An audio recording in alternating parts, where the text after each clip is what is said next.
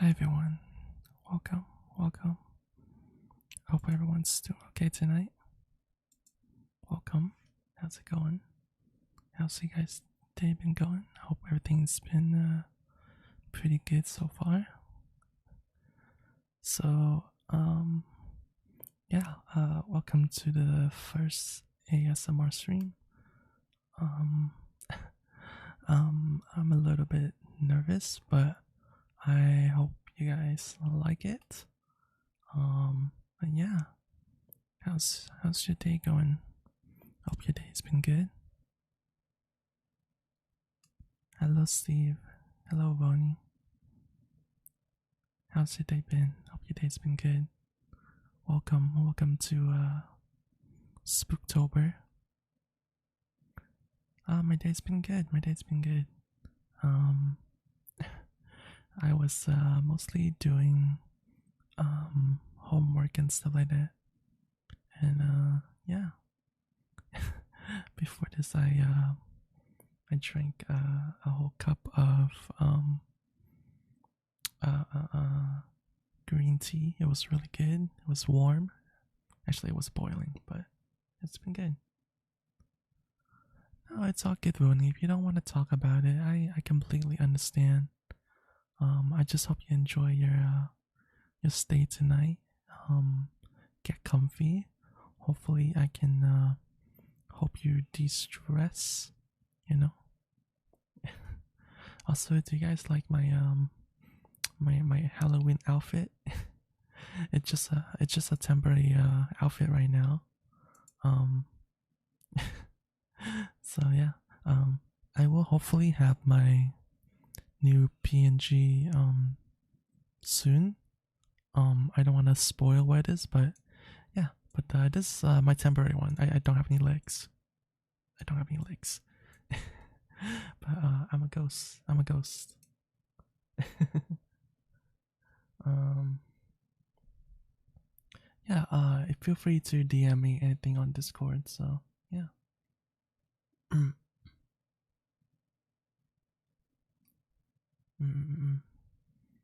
But yeah, I hope you guys been having a good day so far. And if you're not, I hope your days get better. Okay. So our plan tonight, since this is my first ASMR. Yeah, I'm a ghost. Woo, woo. um, but yeah, I did ask my I did ask my artist to draw me a new PNG for Halloween season. So I'm pretty excited to show that off. It's just gonna be a half body. So yeah, I'm pretty excited for it, but it should turn out pretty good. I hope. Oh, do you guys like the little wings? Look, I got tiny little wings. I will check it out later, okay, Steve? I will check it out after stream, alright? But yeah. Tonight we're just gonna be we're just gonna chill, and we're just gonna read some spooky stories for Halloween and stuff like that. So I hope you guys sit back and get relaxed and just kind of chill, you know. If you fall asleep, that is okay too. That is the purpose of this stream, you know. Oh, and I did add a few special redeem for the ASMR stuff. It's different from our usual redeem, so they should be pretty affordable, and they are ASMR based kind of redeems. So I hope you guys enjoy that. Okay. And yeah, definitely let me know how you like the stream or don't like it. I want to try to improve these kind of stream. I really want to try to do more ASMR stream in the future. I've been wanting to do this for quite a while. But only now, just kind of got the nerve to do it. So so yeah, I'm a little bit nervous still actually. So what did you guys eat today though? Did you get some breakfast? No, it's okay. It's okay to fall asleep. I don't mind. I don't mind.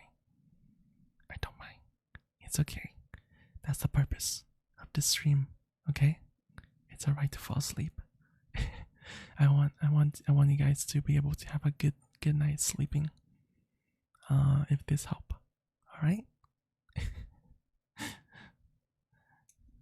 And is the mic sound okay? I hope it's like isn't too silent or too loud or anything like that.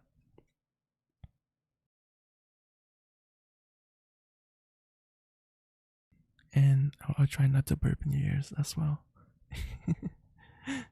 Oh, you made your own breakfast. What did you have? What did you have? I wanna know. I wanna know. I don't usually eat breakfast, so I don't know too much. What do usually people eat for breakfast? I think like most of the time I kind of like I either wake up really early to go to class, so I don't make breakfast, or I wake up like really late during the day, and I just skip breakfast and just eat dinner altogether. Oh, you burned your bread a little. Oh, I'm sorry to hear that. Is it still was it still eatable though? I never made like toast and stuff like that. Hello, Hayden. Welcome. How's your day going? Welcome. Also, guys, I'm sorry I forgot to give you guys your kisses. Mwah. Mwah. How you doing today, Hayden? I hope you had a good day so far. Welcome to the first ASMR stream.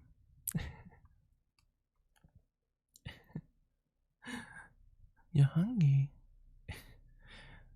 Well, make sure you eat something, okay? Yeah, as I was saying, this is thank you for the kisses.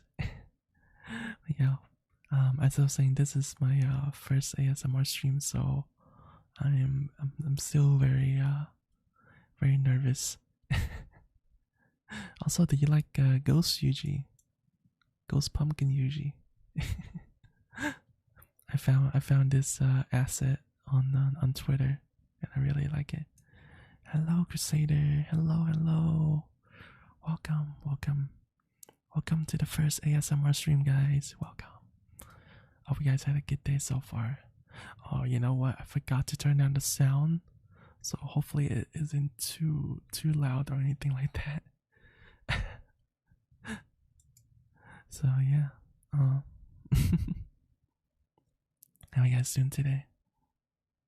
ASMR, yeah. You know, if you do ASMR, yeah. I still get like really nervous.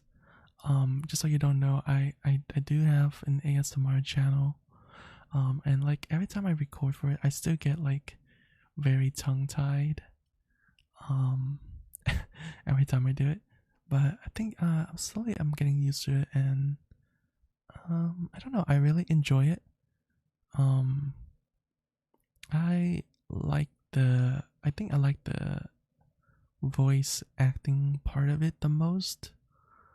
Because like I've always like been super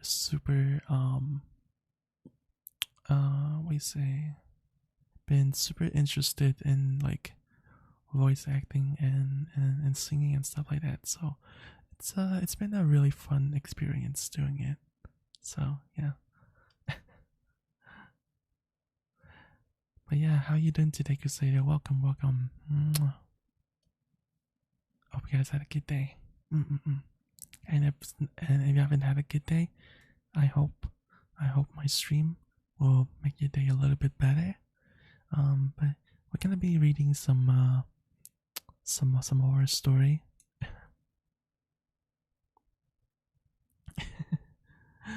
No, it's okay. It's okay, Crusader. Don't worry. Okay. Oh, you started working out again. That's good. That's good. Getting swole. I see.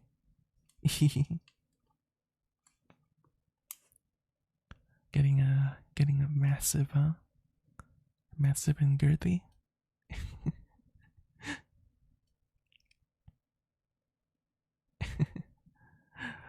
But yeah, I think we're gonna be reading some horror stories. So I think, well, let's go ahead and how about I read you a quick. Well, I don't know how quick that's gonna be, but how about I read you a story really quick? Okay. You will. Good. I hope so. So our first creepy story. All right. It's called it's a creepy pasta. It's called I found a letter from my stalkers. All right. You ready? All right. Let me turn down the music a little bit. Gary the boys in this match. What match are you are you doing? All right. So, I found this note nailed to a tree in my front lawn. I don't know how to describe it. I'll just let you read it yourself. So, advertisement. I saw you today. It was your birthday. You didn't see me. You hardly ever do these days. Your skin looks so nice and healthy.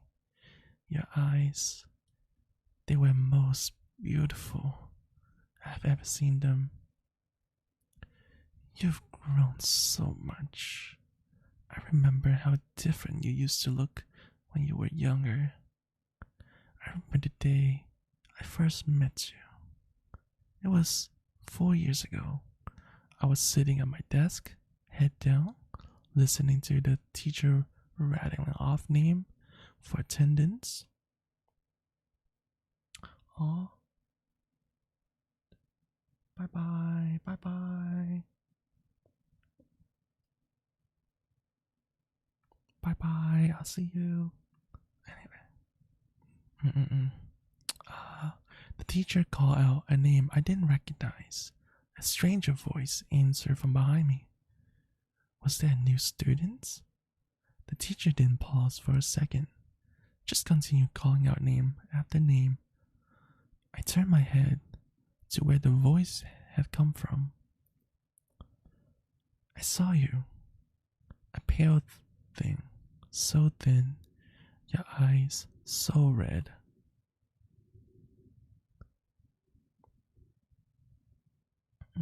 Have a good night, Crusader. Bye bye. At a seat that should have been empty.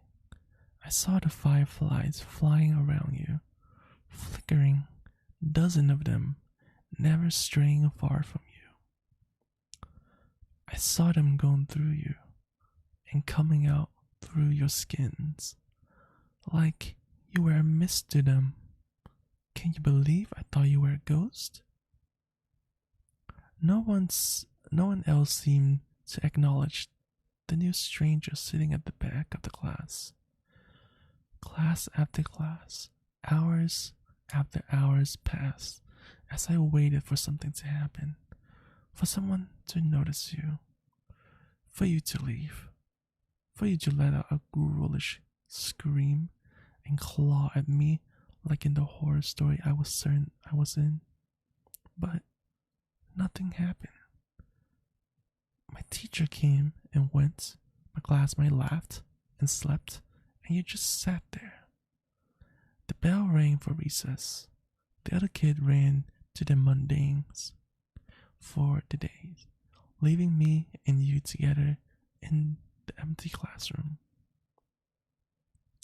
You stood up and pulled a chair from the desk next to you, making it face your desk. You turned your head to me and spoke. Well, you're slow today. Come on, ask me your questions. I don't know why. I didn't run away, screaming at the moment. Probably would have turned out better for me in the long run. But let's not speculate. I guess at that point in my life, I was pretty bloody lonely. I figured there was a only 50-50 chance you would eat me, and the other 50 was that someone wanted to talk to me. Kids prioritize don't make sense to me these days. So I went along with the flow. Hello, Casita. Hello. Welcome to the first ASMR stream. I hope you had a good day so far. Welcome. Mwah. So I went with the flow. I walked over to your desk, sat down on the chair you pulled for me, and asked my questions. What were you? You told me you didn't know. You say that once you were a child, just like me, with the parents and friends, you used to go to the same school as me. Then, one day, one ordinary day, when you were 10, you just woke up and you were like this, covered in fireflies, and no one could remember you. The moment they concentrated on anything else, no one, not even your parents. Oh, thank you. Thank you, Airrock. Thank you for the follows. What was it? Not even your parents. You told me of how I notice you every day, how I think of you until recess every day, how I come to you every day. We would talk every day, how we would meet for the first time every day for the last 3 years, about how I forget the instant I walk out of the room, how everyone would forget you, how the fireflies would make them, how for the last 3 years you've been alone. Your story was very hard to believe. I didn't. I asked what reality prank show I was on. You look, well, unimpressed, and asked me to continue telling my story. I was caught off guard by the oh my god, I don't know what this word is, sequitur. You say last time I was here, I was telling you a story, a horror story about a haunted house. As you detailed the story, goosebumps prickled my skin. It was a story I've been making up in my head, a story I haven't told anyone yet. At that moment, million reactions were open to me, all simultaneously adequate and inadequate. But the only thing that seemed proper was to finish the story for you. Is my throw on? It's not. My throw is off for the ASMR stream.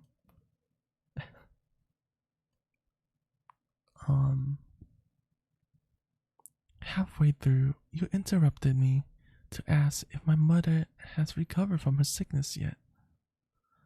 I had shaken my head, a bit ashamed at the fact that I shared this private matter to a stranger. The story ended a few minutes before recess. My next class was in another room. You told me to go. Your steadiness took me back. You seemed so accepting of your fate, like you've already gotten used to the idea of being forgotten forever. I was a kid back then. I wasn't a particularly smart kid, and I was probably on the onset of a crush. So you can excuse what I did next as an example of my childhood stupidity. I grabbed my scissors, pressed it against my arm skin, and dug in. As it drew blood, I pushed it forward till the cut formed the shape I wanted. Letter by letter, I carved your name into my arm. Happy hello Miho, welcome. Also, welcome Cosita and Miho and AR Rock, welcome. Mwah. Mwah. Hope you guys had a good day so far. Just so you know, I don't regret that. Don't get me wrong. Kid power might have made me do it, but it sure as hell didn't make the pain go away. It was one of the most painful experiences of my life.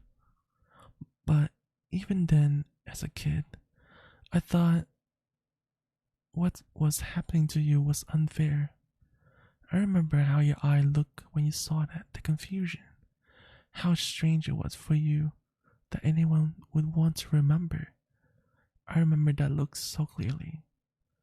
When I woke up the next day and saw your name on my arm, I remember you. I didn't forget. That day, for the first time, we had a conversation that wasn't so one-sided. You say that no one had ever done anything like that before, and suggested I might have a mental illness. I don't deny it. That drew a little blood. As we talk, a creeping thought came into my head. Did you prefer it when I didn't remember? That night, I was sitting up in my bed, staring at your name on my arm, wondering if I should cover it up so I couldn't see it and give you back your privacy. When I hear a crash, I look up to see my bedroom window shattered and a dirty rock on my floor. I look out of the cracked window and see a dark figure on my lawn. You were outside yelling about how we should hang out. It took me a while to get used to how bad you were at talking to people. Years without practice made you quite a bit rusty. That was alright. We had a lot of time. For the next 2 years, we spent most of our time together. Most of the time we talk. You tell me an aspect of your life and how you live. You still stay in your old house. Your parents never noticed the food that had gone missing.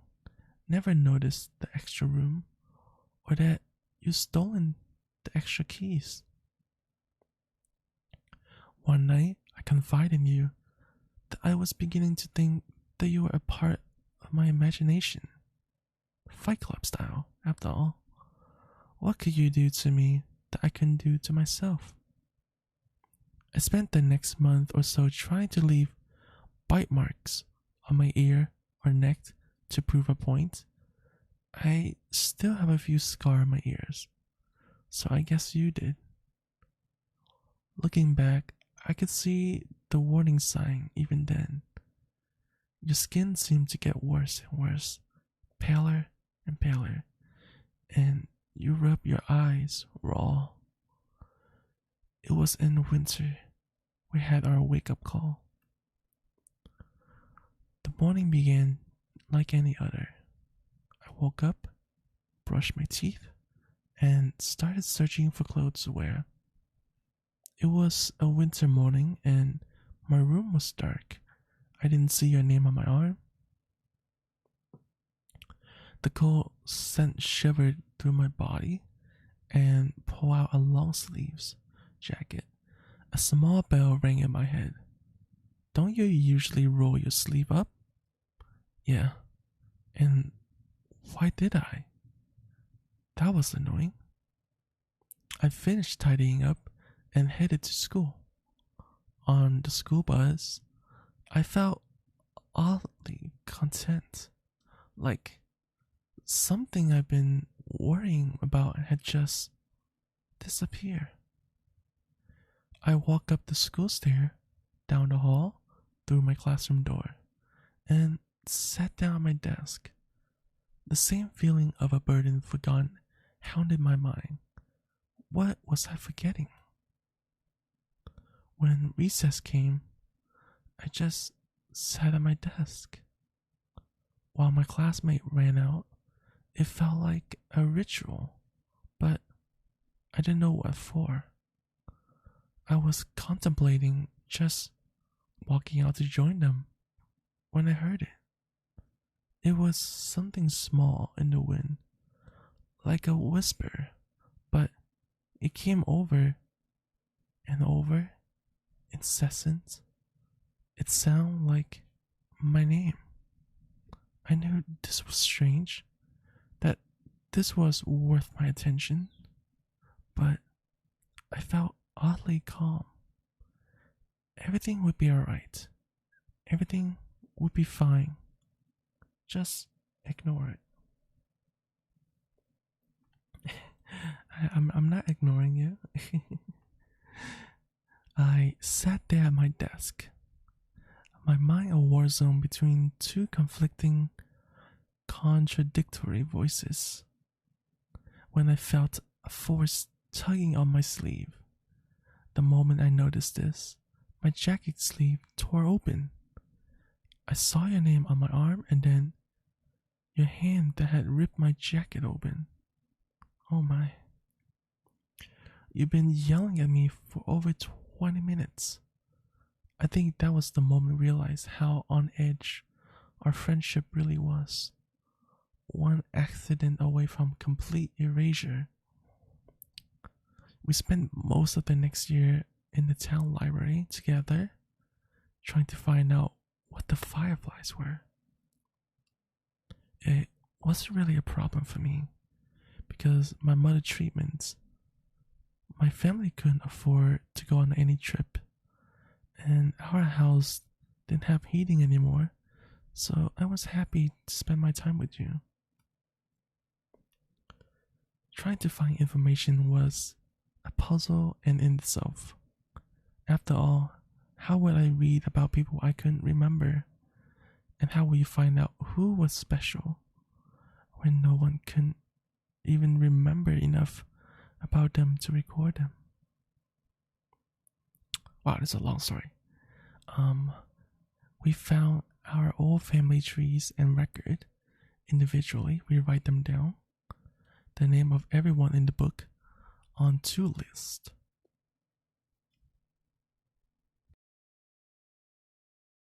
Sorry, I had to burp. And then we would compare the name I hadn't remembered to write down, but you had, would become the focus. They were the name who were under the curse of the butterfly. Crazy butterfly, huh? We compile a list of suspicious book we thought could help us, because they were written by or were about the people we were searching for. I read the books, with the list of names side by side, reading it again for every page of the book. You scour the internet on the library computers, on the lookout for articles about the people. Our search led us to the first glimpse we got of what was really happening to you. It was late at night when you found the picture. I was a bit drowsy at that time, and almost about to nod off when I heard a sharp intake of breath.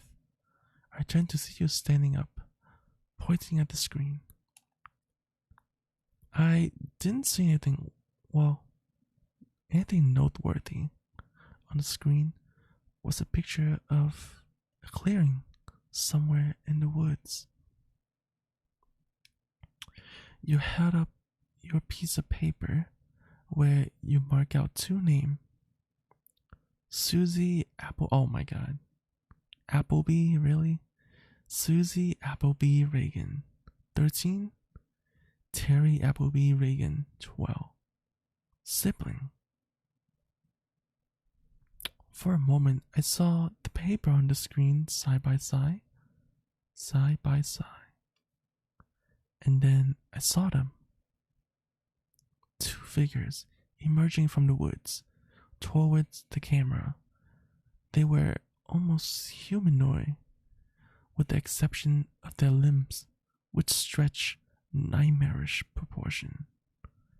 Their blank white skin was that of pure albino, and looked more like tree bark than anything you expect to find on a mammal. A cloud of fireflies surrounded the duo. The shorter one looked emaciated. I could see their rib cages, around which their eyes. Oh God, their eyes. So small, so red. The taller one with its white hair didn't look alive anymore. They were little more than skin wrap around a skeleton. Fireflies swarmed out of the pair, empty eye socket. Both reached for the cameraman. I looked at the article surrounding the picture. It was a blog posted by a hiker 20 years after the last mention of the two kids. The picture was a mystery to the cameraman as well. He had been wanting to go to the wood picture for a while now, but he never actually remembered going there. The picture had just appeared on his camera one day, out of the blue. For a moment, I looked at your face, your thin, pale face with those red vein eyes. Would that be you? When my scar faded, just a walking horror I glimpsed, then forget? Maybe we should have gone slower. At least every book, every website we left untouched promised hope. The book that we finished and tossed aside promised nothing but the clearing in the woods, as one futures. And we tossed aside a lot of books. I believe I tore through 3/4 of my reading list before I stumbled upon the journal. Oh God, that's horrible. Horrible journal.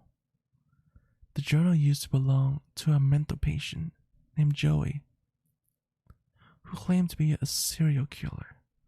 He was locked up in an asylum when the police discovered his supposed victim never existed.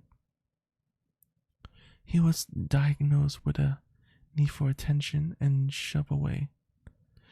They should have electrocuted him.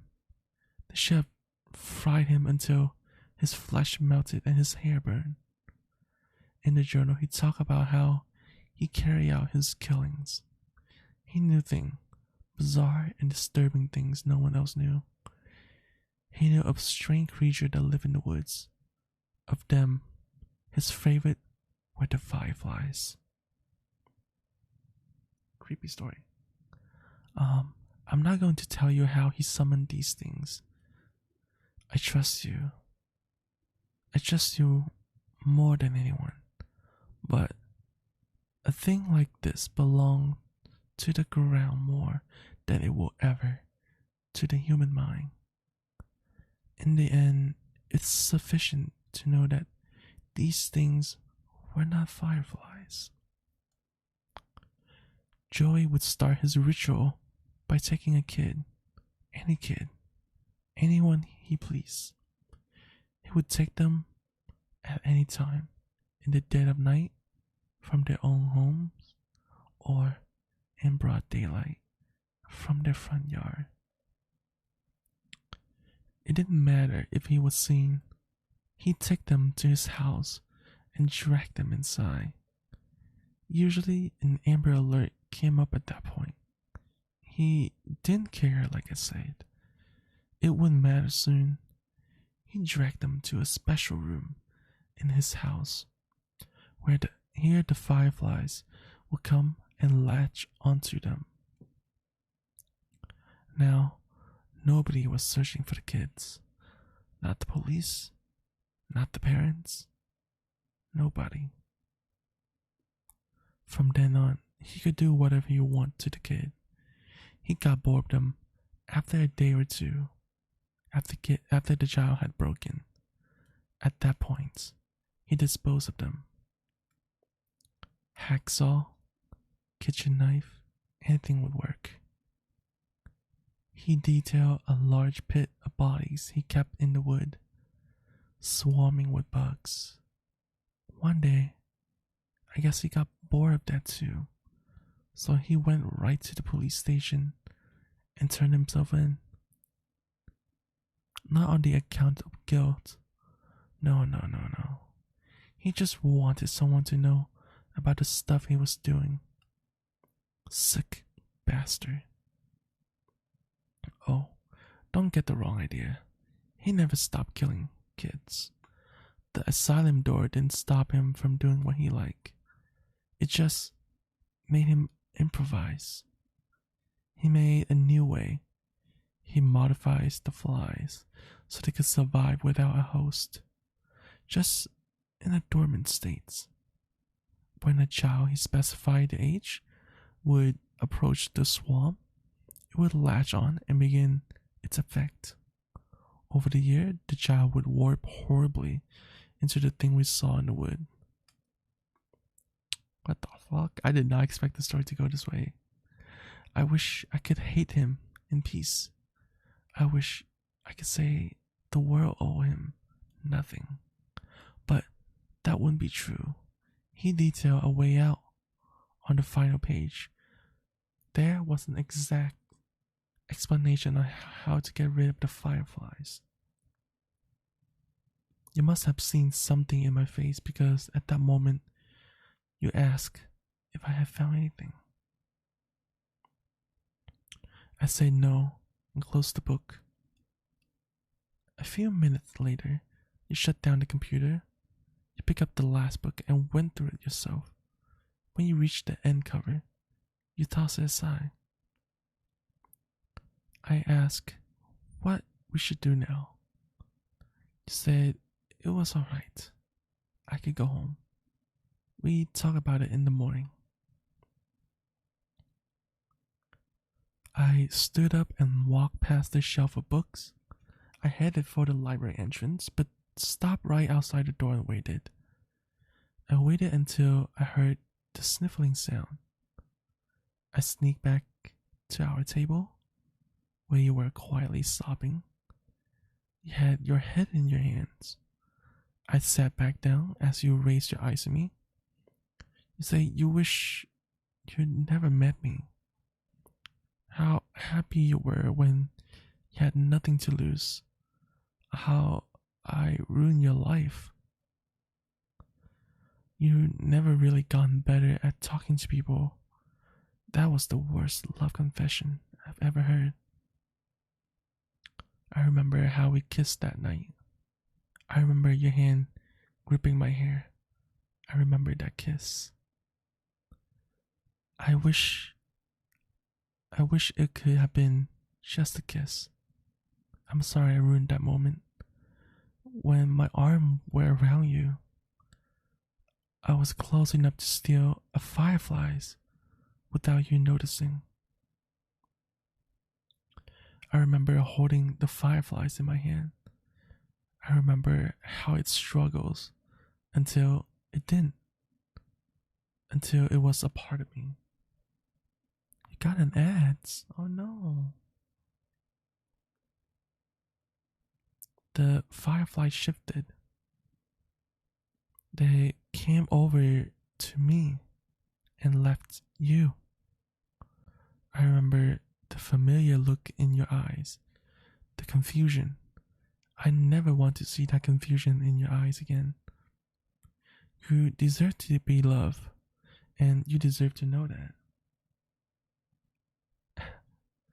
Uh, by the way, I hope you guys like it so far. It's a really creepy story. I wasn't really living anyway. You reach for me, I pull back. As the last light of recognition faded from your eyes, and then you were just staring at a stranger, walking away into a crowd of strangers. Oh man, he sacrificed himself. That was so sad. That was years ago. You've gotten so much better since then. You had so many friends now.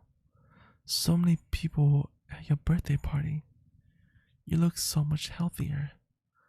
I haven't been as fortunate. My skin gone a lot paler, and my eyes hurt all the time now. I couldn't go to school like you did all those years. I haven't wasted my time, though. I found Joey's pit. The bodies, there were so many bodies. There's a grave for those children now. Without me, my mom could afford her surgery. She looked happy. Just yesterday, I saw her playing with my baby brother. I saw you crying yesterday. You were with your friends, laughing for a brief moment. Your eyes met mine, and then they were so wet. I think I'm going away for good. I think you're not going to be happy if I stick around. I'm so happy I met you, even if you don't remember me. Note N. Sometime I go through depressive episodes. I feel so lonely, even with my friends. I don't know what's going through my head during these times, and sometime I end up in a bathtub, a knife in my hand, and my wrist bleeding. Until now, I thought I was cutting my wrist. I wasn't. The cuts, they're letters. I've been carving a name onto my arm. And that was the first story. How was that? How was that, guys? Did you enjoy that story? Was it good? Did you enjoy the reading?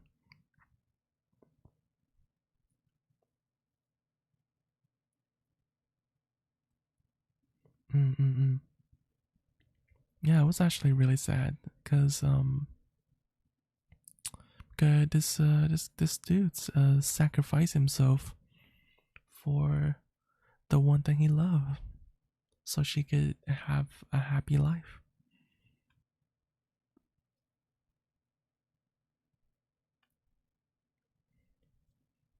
Do you guys have someone that you would do that for in your life?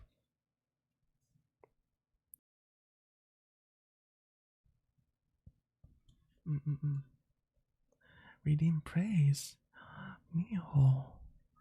Wow, Miho, aren't you such a cute, adorable, adorable thing?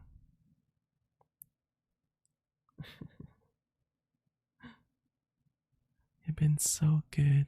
I'm so proud of you, Miho. No.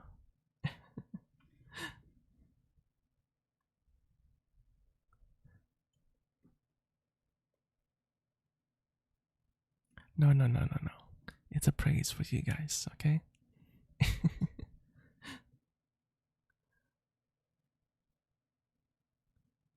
Oh, thank you. Yeah, I was actually really nervous about this, but yeah.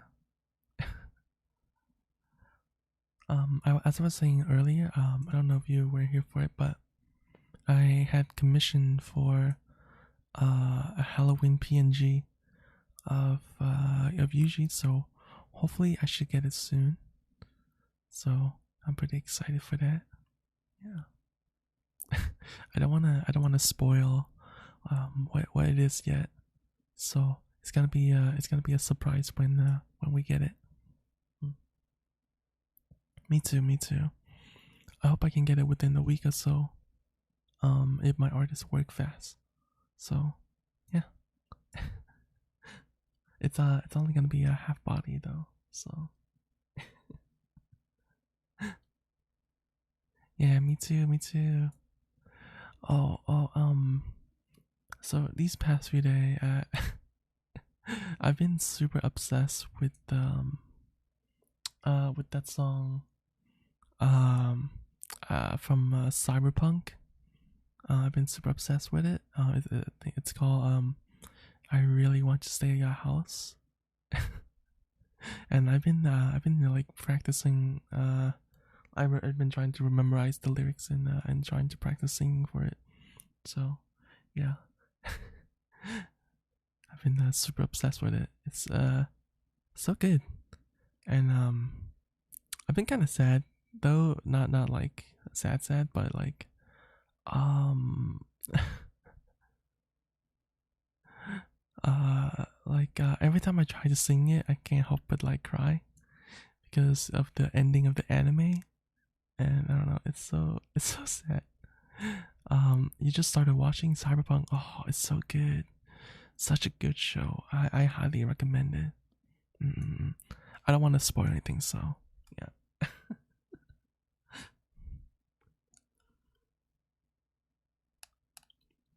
mm. Also, I don't know how long I'll be streaming for.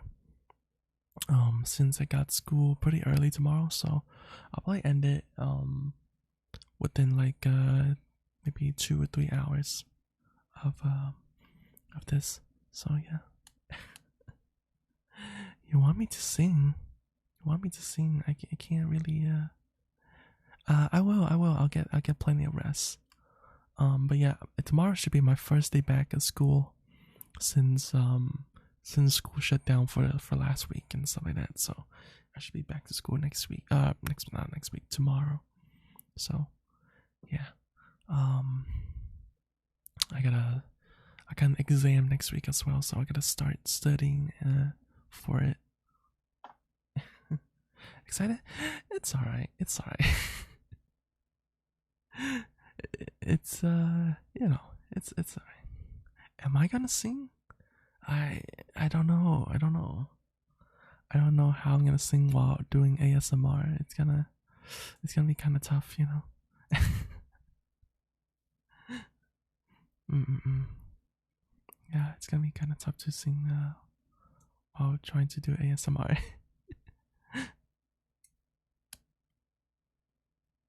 Mm, mm, mm.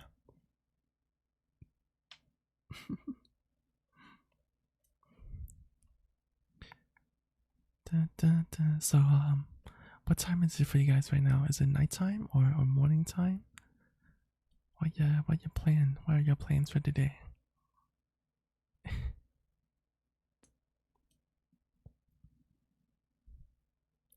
Also, forgive me if this seems a little bit unprepared, but this it's my first ASMR, so I'm still trying to like get used to it. Bouncing usually, yeah, I'm bouncing all over the place. Bow, bow, bow, bow, bow. Bow, bow, bow, bow, bow. Look, I don't have any feet. I have no feet. Also, I got little bat wings.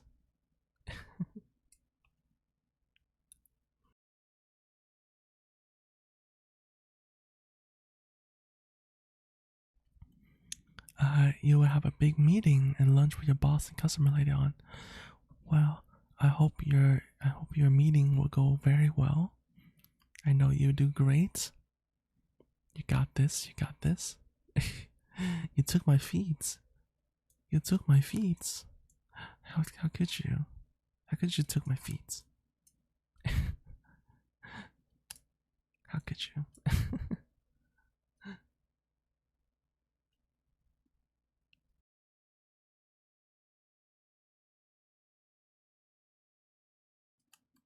Oh man.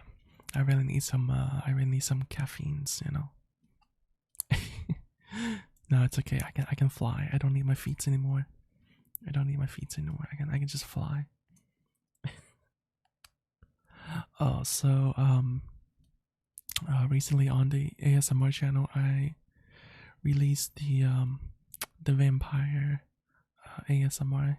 Yes, yeah, yes, Hayden. How's it going? What can I do for you?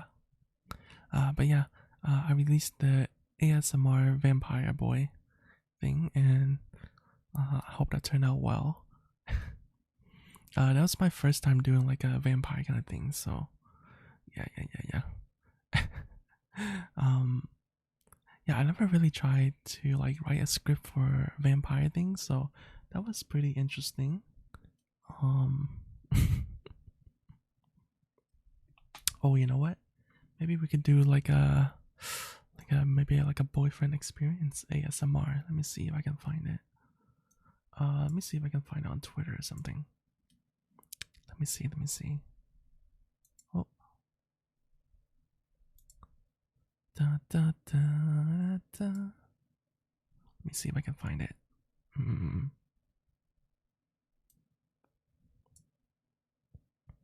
Ba, ba, ba, ba.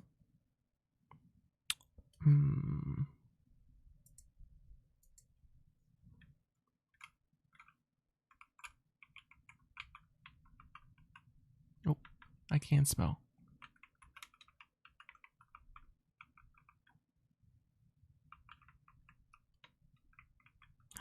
It's like yes. Happy Boyfriend's Day. Happy Boyfriend's Day. I hope you guys enjoy a good Boyfriend's Day. Oh my god, there's porn. Oh god. Okay, let's not look at that. Let's not look at that then.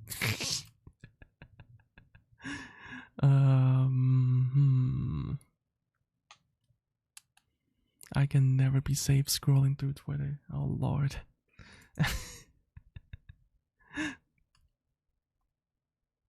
I gotta remember to like never scroll Twitter through Twitter on my phone. Sussy? No, I'm never sussy. Why did I type sussy? What's wrong with me?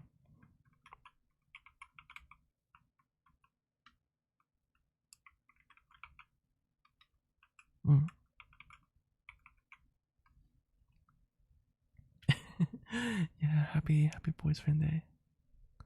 Oh, ooh, you want some do you want some yandere boyfriend? Let me see.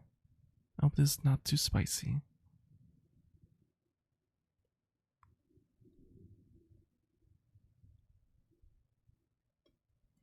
Mm.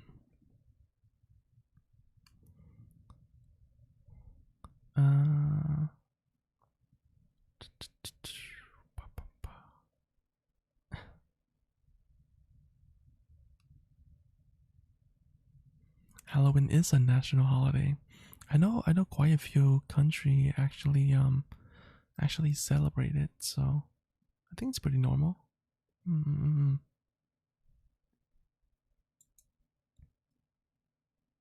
Bum, bum, bum. Bum, bum, bum.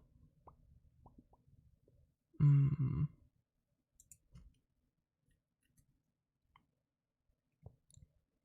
Ba, ba, ba, ba. Let's see.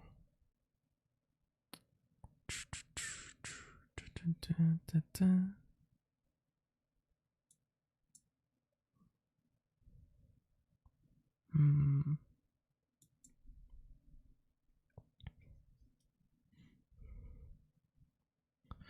Okay, so we're gonna do a little bit of like a yandere, you know, a yandere boyfriend experience. Okay, okay, all right, good. Look at you, so cool under pressure. This clearly isn't your first time waking up tied to a chair. I wouldn't even know you were awake if I weren't watching you so closely. Oh, just a tip. You need to pay more attention to your breathing when you're actually sleeping. It's deeper and slower.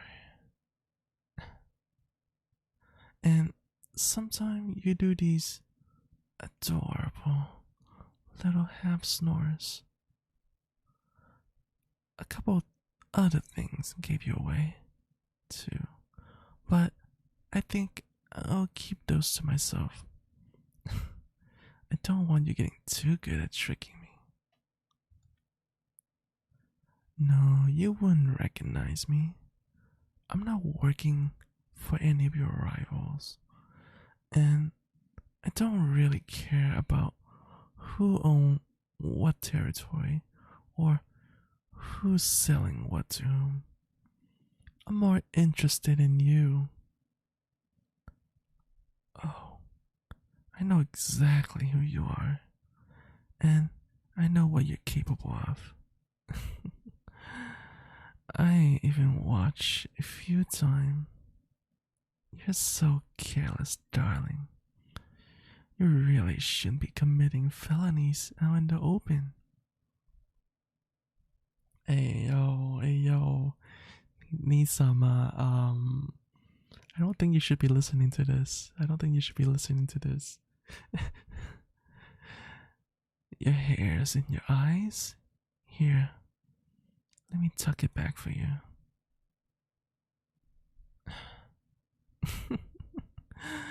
Precious. It's like petting a wolf. Snore all you want, darling. You're not so scary like this. No, nobody is looking for you.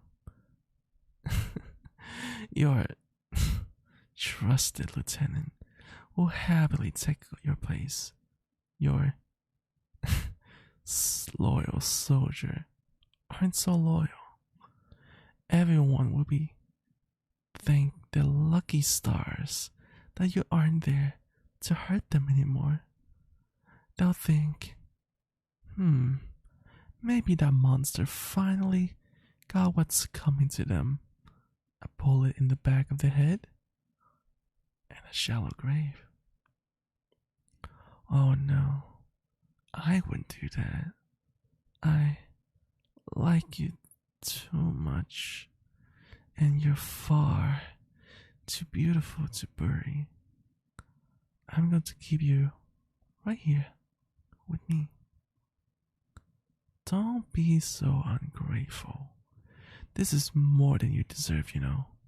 After the thing you've done, you belong in prison. My ex was in prison. I kinda like it. They were nicer when they couldn't touch me. And they couldn't cheat on me anymore. They were desperate for a little love and attention. I like it this better. Though you're all locked up and you can't hurt me, no matter how much you want to. But I can touch you, and I can stay with you as long as I want.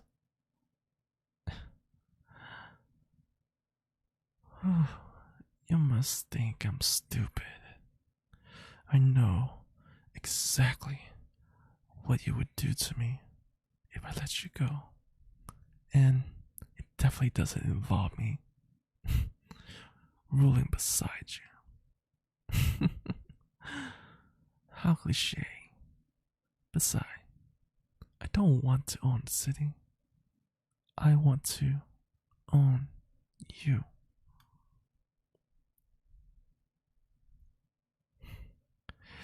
God, you're so defiant. I like that about you. I like that You have teeth. I wouldn't expect you to just fall in my lap right away. What's the fun in that? Hmm? But you'll come around eventually. Ouch. That really hurt my feeling, you know. How about this? I'm going to keep you in this room.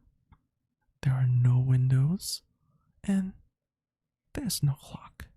So, you'll never be sure how much time has passed. You won't have anything to distract yourself with. I won't even untie your arms. I'll feed you. I'll clean you up. But I won't talk to you again until you beg me. Rest up, darling. I'll bring dinner later.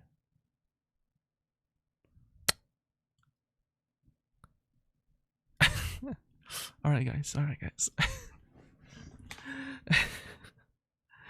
How was that? That was different than the usual yandere that I usually expected, but yeah.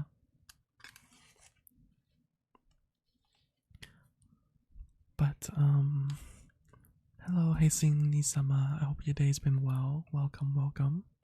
How's your day going?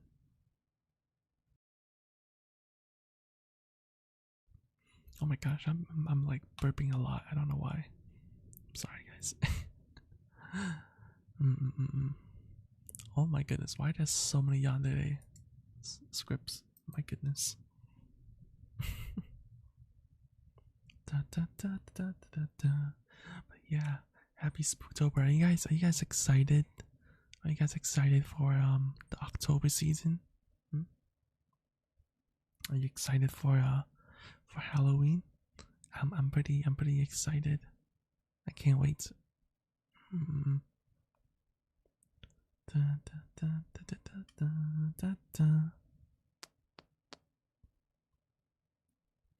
What are your plans for the Halloween season coming up? You doing anything fun? I'm probably gonna be. I really want to go to a haunted house, for sure. I haven't gone to like a haunted house in quite a while. I really want to. I think it'd be kind of fun to go again. I really miss like going to like haunted houses and stuff like that. So yeah.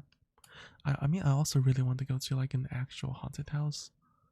That would be really cool to do. Yeah, I don't know. I've been wanting to go to like the Stanley Hotel. I think that'd be like super fun to do. Like I love spooky stuff, you know. So.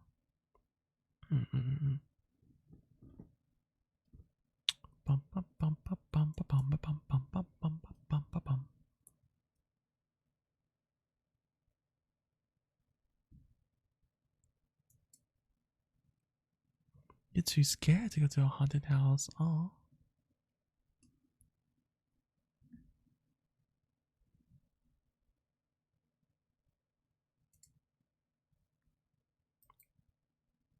Do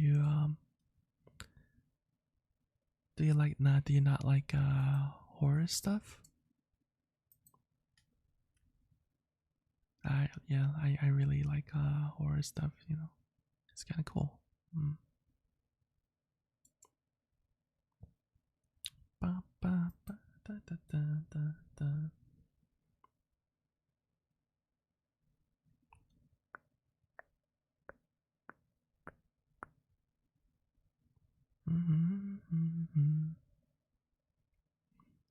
Let's go ahead and let me drink some water real quick, okay?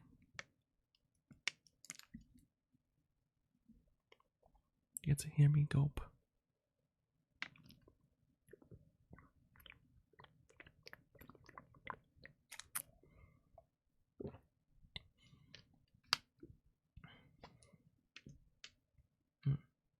Delicious. Hydrates, yeah, of course. always, always gotta hydrate. Mm. Ba, ba, ba, da, da, da, da, da. Oh, let's see if there's a short story we can read. About length. Um, mm,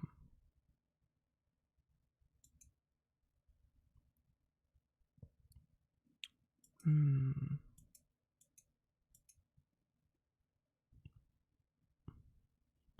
ba, ba, ba, ba, ba, ba, ba, ba, ba, ba. Mm, mm, mm, mm, mm.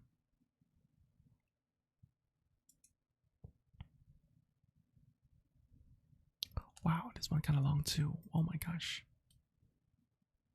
Mm.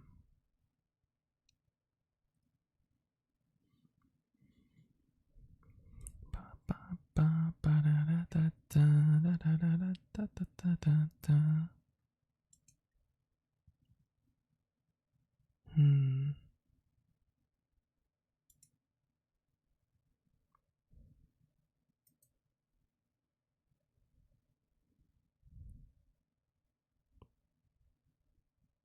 Oh yeah. I I'm gonna plan to play more horror game during this month. We will still be playing Sekiro and Hollow Knights and stuff like that. But I want to see if I can like try to squeeze in maybe one horror game session each week. I think that'd be kind of cool. And also I want to plan to do like a community movie night where we'll watch some movie and stuff like that for the Discord channel. So, mm. So yeah, I hope you're looking forward to that. I'm pretty excited about it. Oh my goodness, why that's so long? Mm-hmm, mm-hmm, mm-hmm.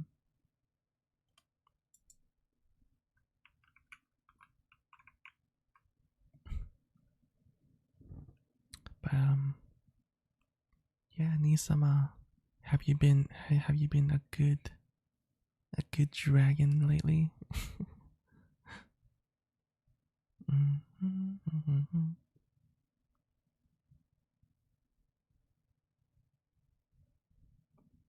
Man, why are these stories so long?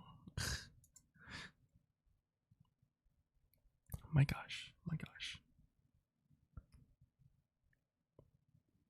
Also, I've been trying to watch some new show lately as well. I've been trying to get caught up with the JoJo Bizarre Adventure. I'm like on season 3 or 4. I don't remember. I think I'm almost done with season 3, so I gotta get caught up with that. Mm. And I also been trying to learn some new cooking recipe. I wanna try to do more baking as well because I freaking love bakings. It's so fun. Does anyone like love or bake or cook or bake? I love baking. It's so fun. Like I think I mentioned it before, but like one of my favorite things to bake is flan. I love flan. It's so good. You try and fail miserably. Oh, I'm sorry to hear that. I think you got this. I think you got it. It just take a little bit of learning. That's all. It shouldn't be too bad. I believe in you. I believe in you. You got this.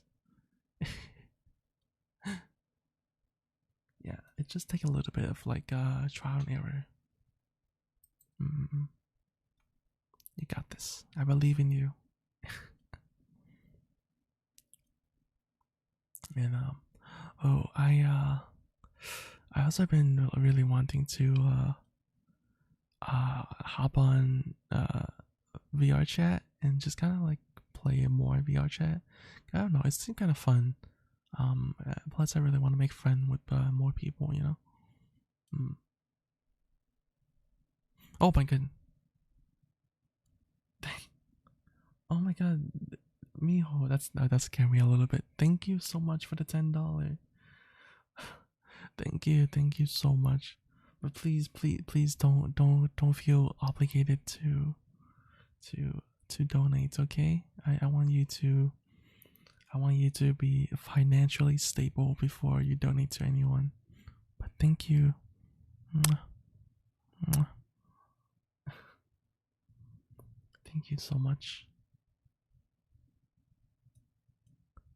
Hmm. Trying to find a good story. Yeah. Sundere. Hmm. Da, da, da, da, da, da.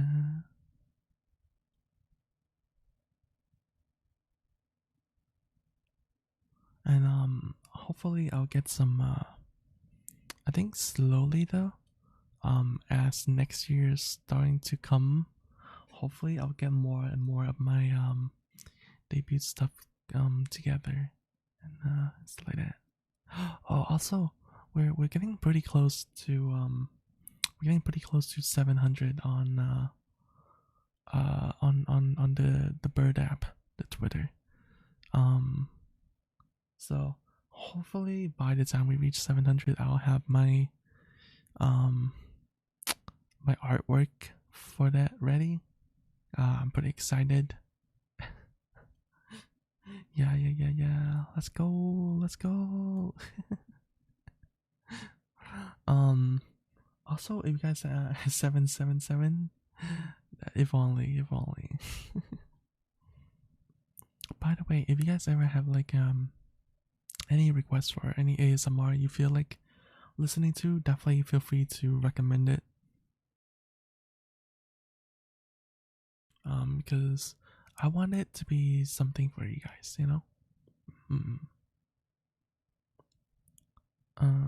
Let's see. Oh my gosh, why are there? Why are there so many cyberpunk ASMR? Is it because of the anime lately? What in the world? Strange. There's some like really strange scripts that I'm looking at. Kind of weird, you know.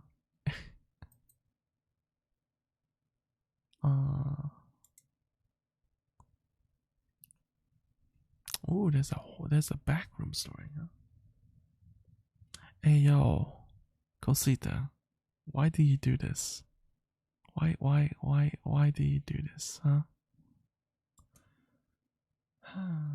Oh no, it's okay, Miho. It's okay. Thank you for lurking. Thank you. I mean, thank you, Miho. Yeah. Thank you for lurking. Yeah. Oh my. And praise. Yeah.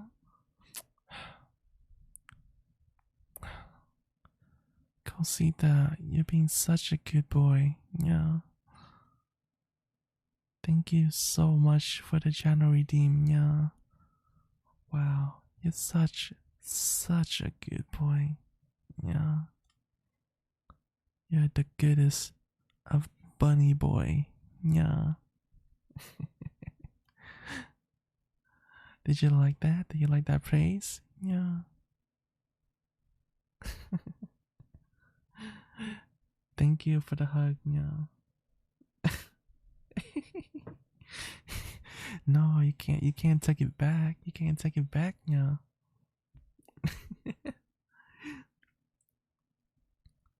Yeah. You can't. You can't take back your. I don't deserve it. Yeah. No. I think I do deserve it. Yeah.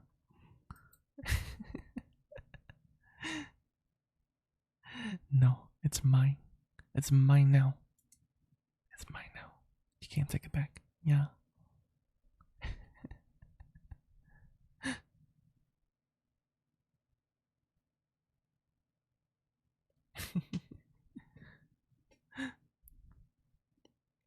you know what? I kind of want to try to do some. I really want to try to do some voice acting of. Let's see if we can do some voice acting of Genshin character. What Genshin character?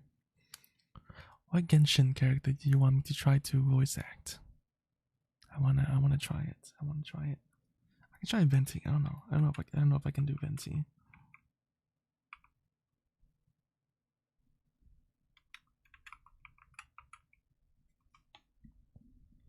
Let me see. Venti sounds good. I don't know. Let me see.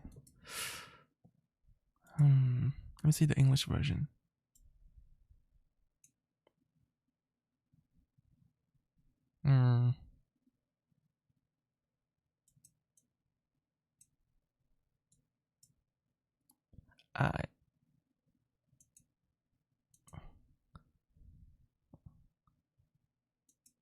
I don't think I can do. I don't think I can do. I don't think I can do Venti. His voice is way too high. His voice is way too high for me to try to do. Let me see. Yeah, Venti. I don't know. Venti voice is so high.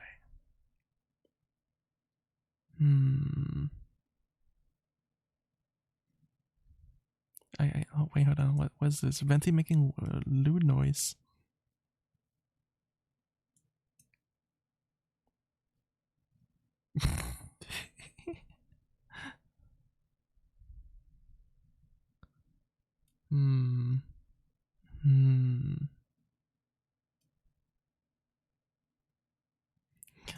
Wait. I can do that one. Wait, what was that? Was that one? Was that a yawn?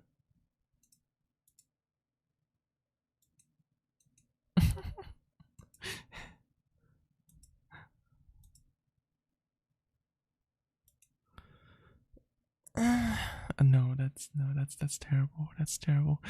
Don't. Please don't make me do that ever again. I would never do that again. Let me see. Let me see. Who else can we do? Can I try Albedo?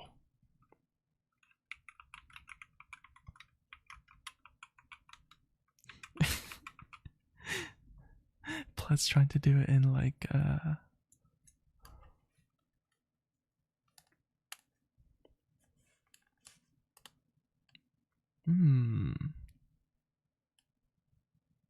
That's a long one. I think I can try him.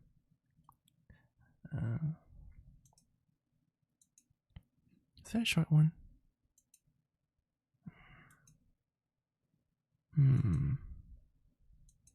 Why is all his voice so long? Oh my gosh.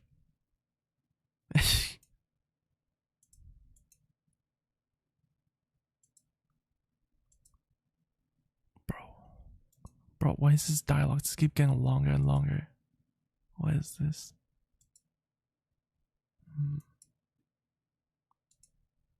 Wait.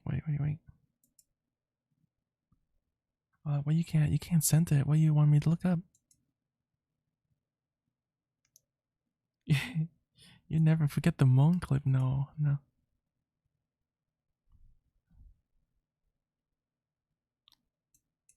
Oh wait, I can try that.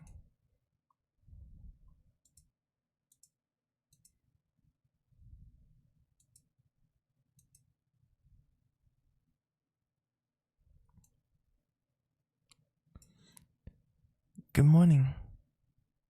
Oh my god, what? No, I don't think that was it. Wait, hold on. Wait, let me see if I can try Albedo voice line.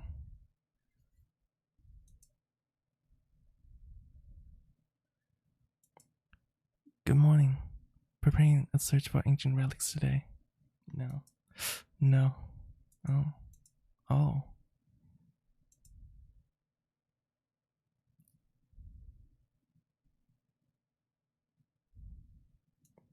Good morning. Oh my god, what the fuck? Hello, Ditzy. Welcome to the ASMR stream. Right now, I'm just trying to voice lines of different Genshin character. If you have any character you want to see me attempting to do, let me know.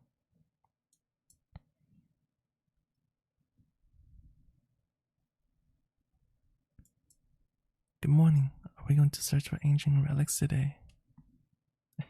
Boo, boo, spooky, spooky, spooky. How you guys doing today? Welcome, welcome. Mwah.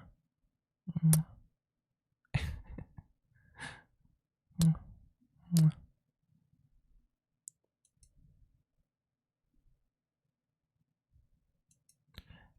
Good afternoon.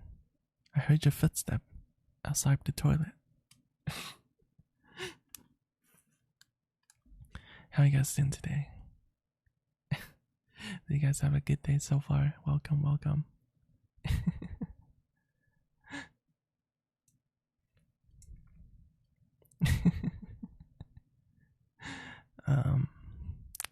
So yeah, I was mentioning earlier though. I've been practicing.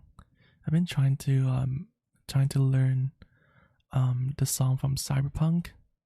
You know, I think I got most of it. But yeah, it's such a good song too. Does anyone watch Cyberpunk Edge Runner? I've been so broken about it. I've been so sad. I've been so sad.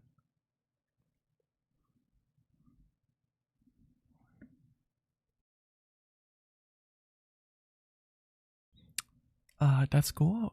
The Cyberpunk stuff. Oh, also, how's the stream quality? Is it okay? I've been playing around with my stream bit rates and stuff like that. So hopefully it turned out okay. Yeah. Hopefully it's not too bad. Oh, nice, nice, nice. Yeah, I was trying to find a good medium between it.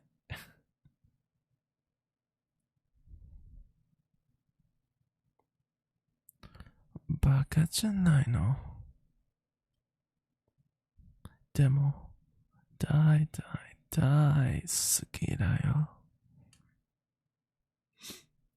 But yeah. Let me see if I can find it. Oh.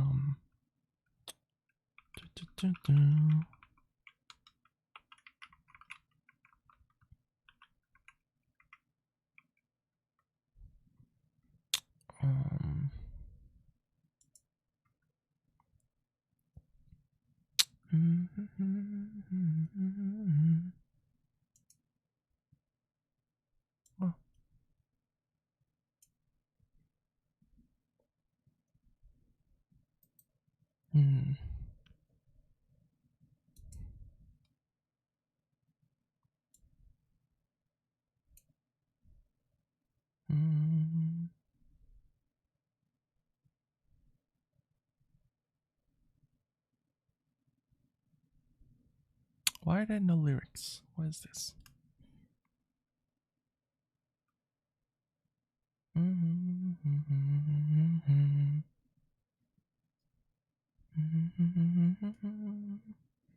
It's such a sad song. Anyone watching Cyberpunk right now?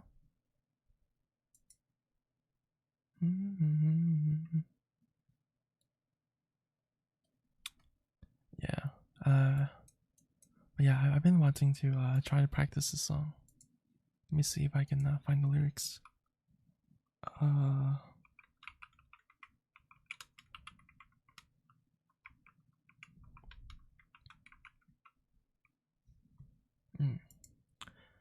But oh yeah, and also please, if you guys have any critique for the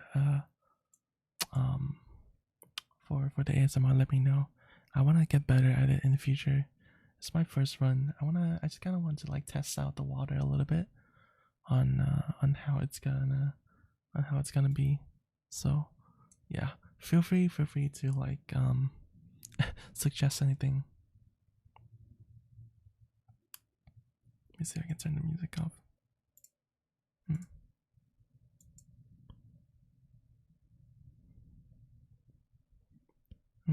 Cover. But now you're gonna leave with nothing but a sign.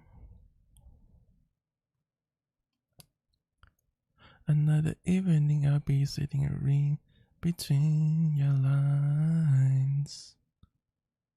because I miss you all the time. So get away, another way to feel what you did. Want yourself to know, let yourself go. You know you didn't lose your self-control. Let's not let the rainbow turn away, another way to be where you didn't want yourself to go. Let yourself go. Compromise.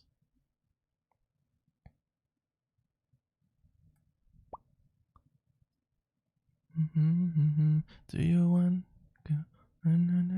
I can't. That was really bad. That was really bad.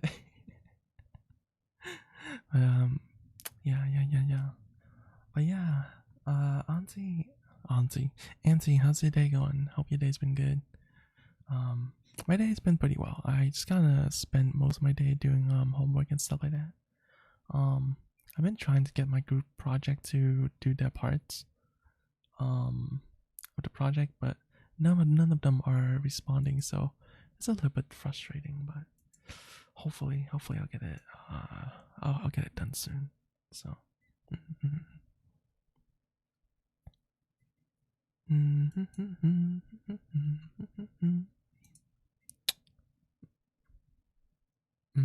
Let's see. Let me do another script ASMR reading.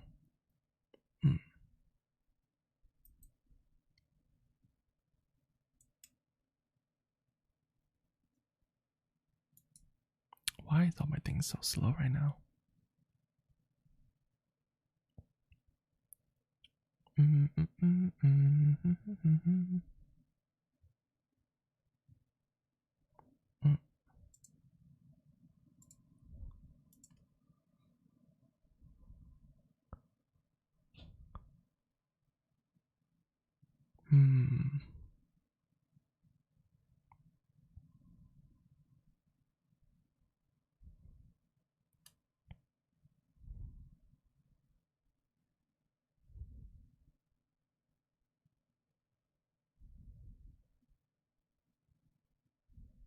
Oh, let me see if I can do this one.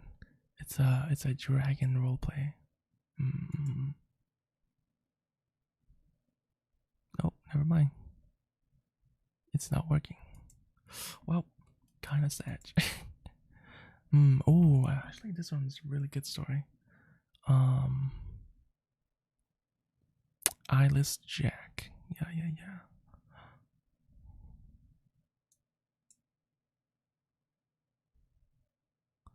Oh, actually, this one's pretty good too. Gateway of the Minds. I like this one. I think I heard this a while back.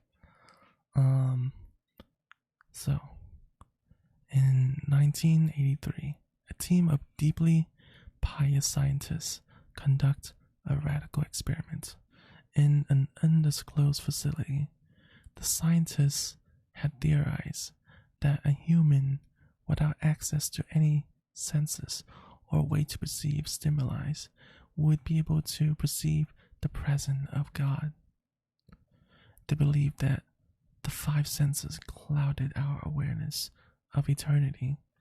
Without them, a human could easily establish contact with God.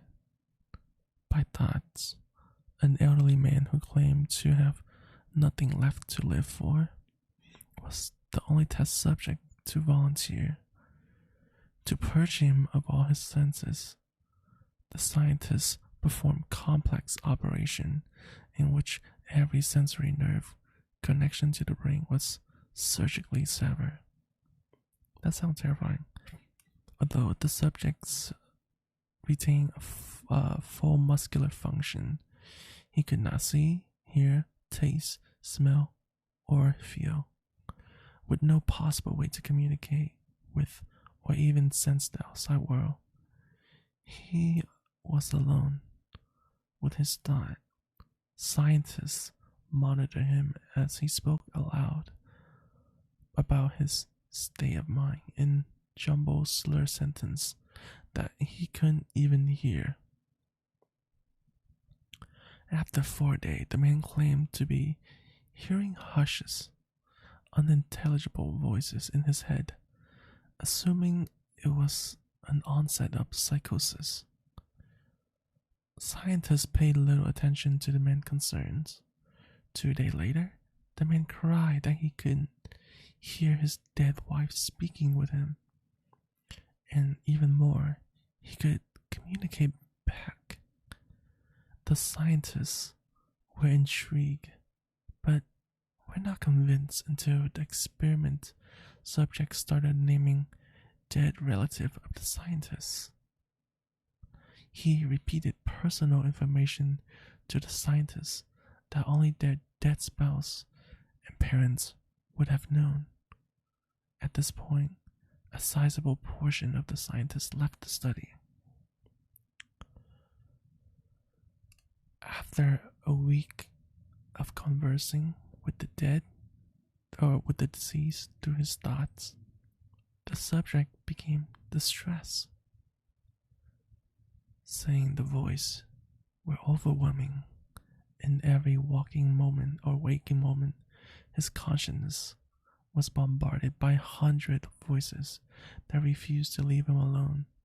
He frequently threw himself against the wall, trying to elicit a pain response. He begged the scientist for sedative so he could escape the voices by sleeping.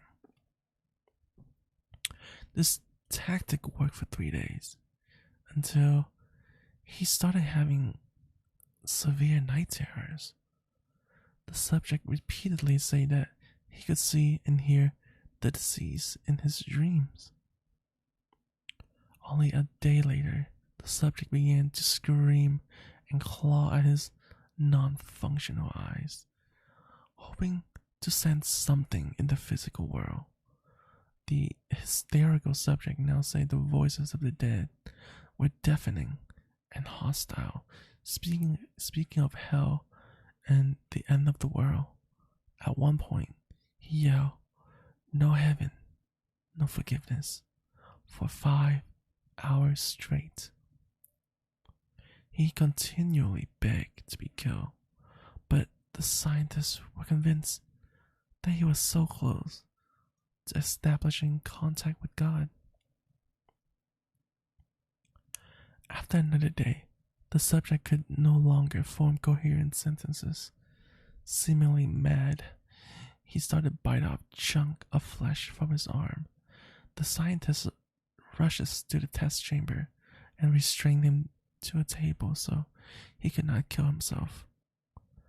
After a few hours of being tied down, the subject halted his struggling and screaming. He stared blankly at the ceiling as teardrops silently streaked across his face. For 2 weeks, the subject had to be manually rehydrated due to the constant crying. Eventually, he turned his head, despite his blindness, made focused eye contact with a scientist for the first time in the study.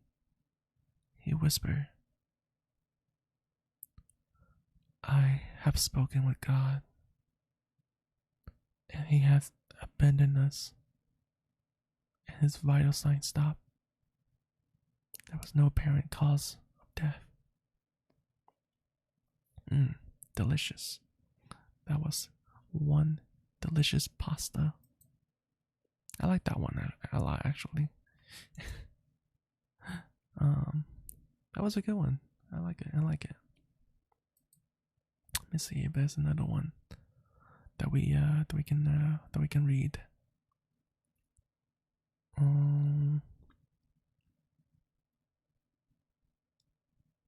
There's so many Jack the Killer or Jeff the Killer. I kind of got over those.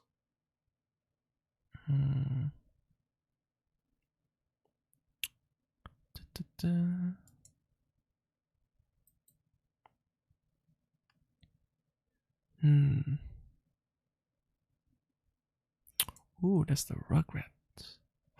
That's the Rugrats theories. Oh my gosh. I like these kind of stories, actually.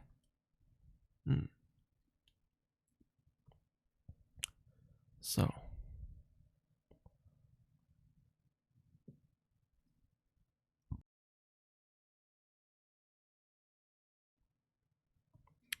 the original version, the Rugrats, were really a figment of Angelica, demonic and unimaginable imaginations. Chucky died in 1986 along with his mother. That's why Chaz is a nervous wreck all the time. Tommy was born in 1988, but he was stillborn. That's why Stu is constantly in the basement making toy for the son who never had a chance to live. The DeVilles had an abortion in 1990s. Angelica couldn't figure whether it would be a boy or a girl, thus creating the twins. As for all grown-ups, the teenage Angelica became addicted to various narcotic, which further aggravated her schizophrenia, bringing her back to her childhood, and thus the creation she obsessed over.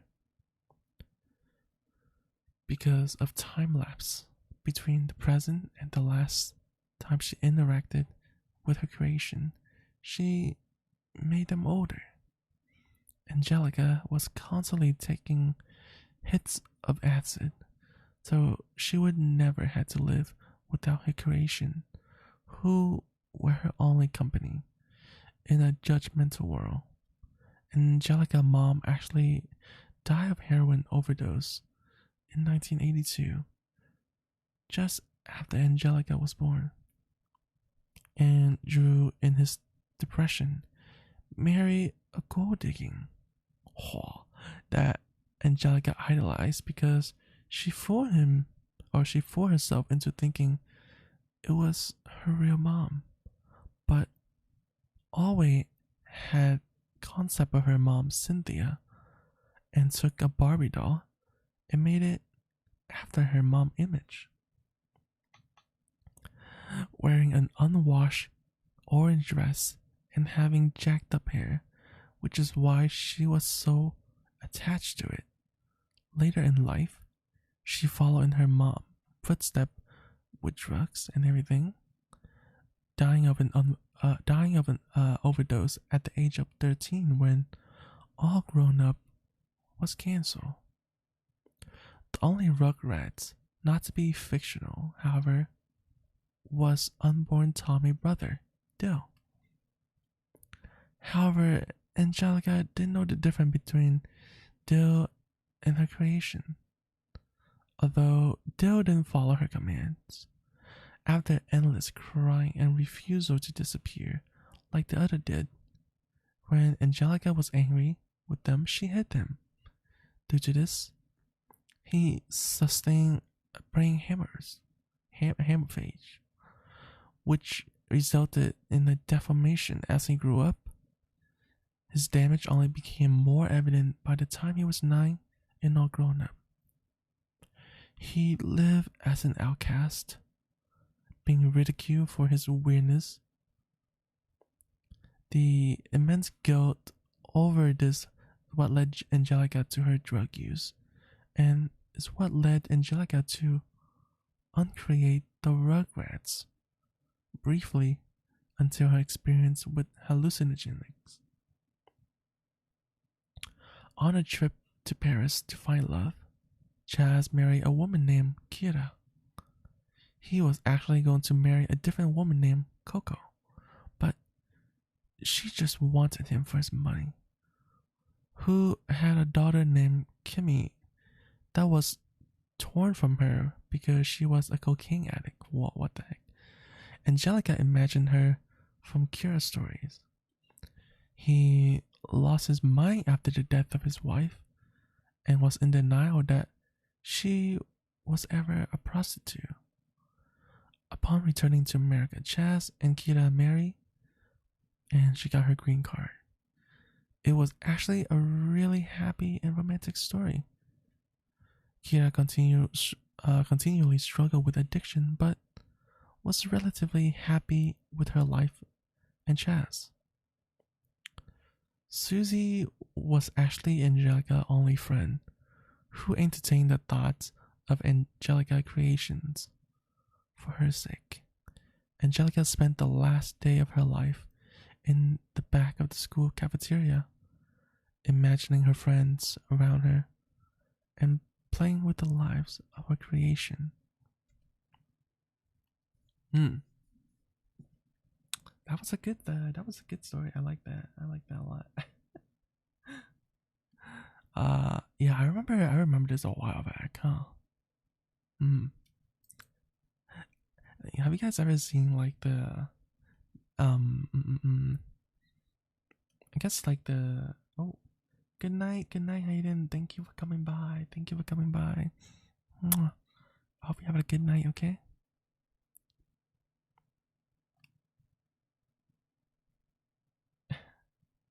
Good night. Thank you.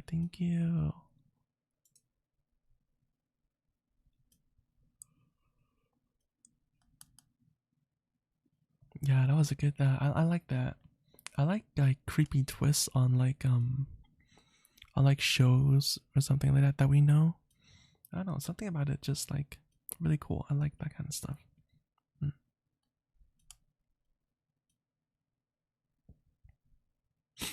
Oh, have you guys ever heard of the Russian experiments? This one's really good. I like this one.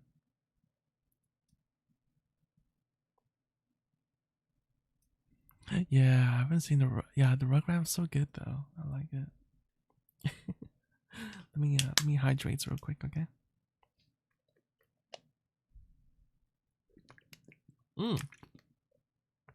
Sorry about that. Yeah, Candle Coves. Yeah.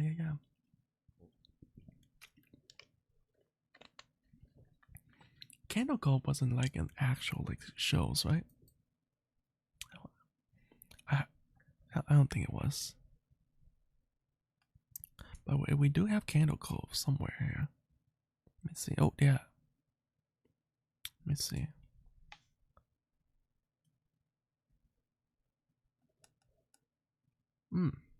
Okay, it's only like it's not too long.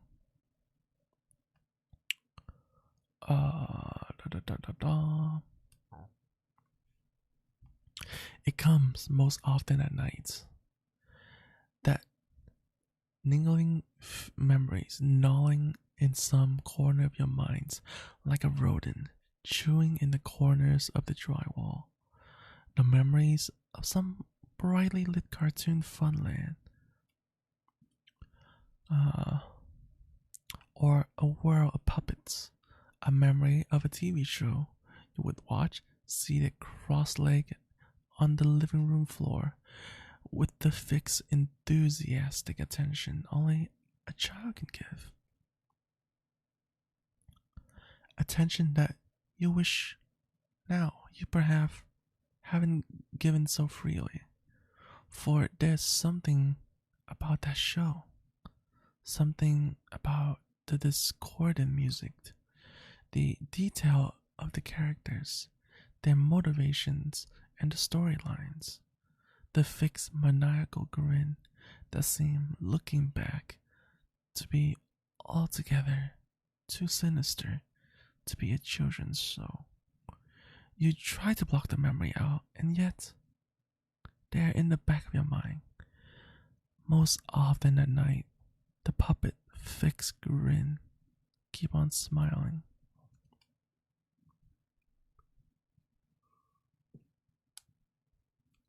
Spooky story.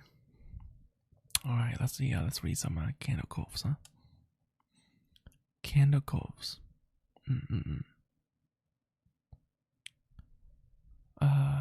Skyhill 033. Subject: Candle Cove Local Kid Show. Does anyone remember this kid show? It's called Candle Coves, and I must have been 6 or 7.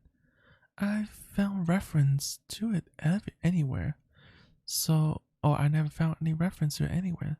So I think it was on a local station around 1971 or 1972. I live in Ironton at the time. I don't remember which station, but I do remember it was on at a weird time, like 4 p.m.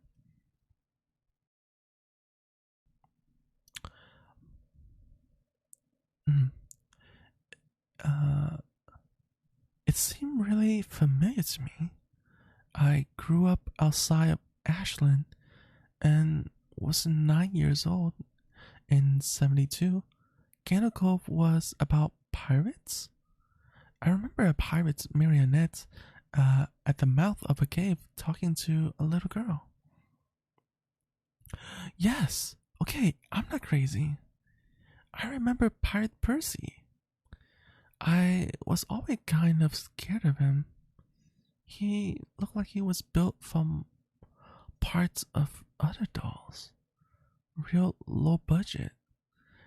His head was an old porcelain baby doll.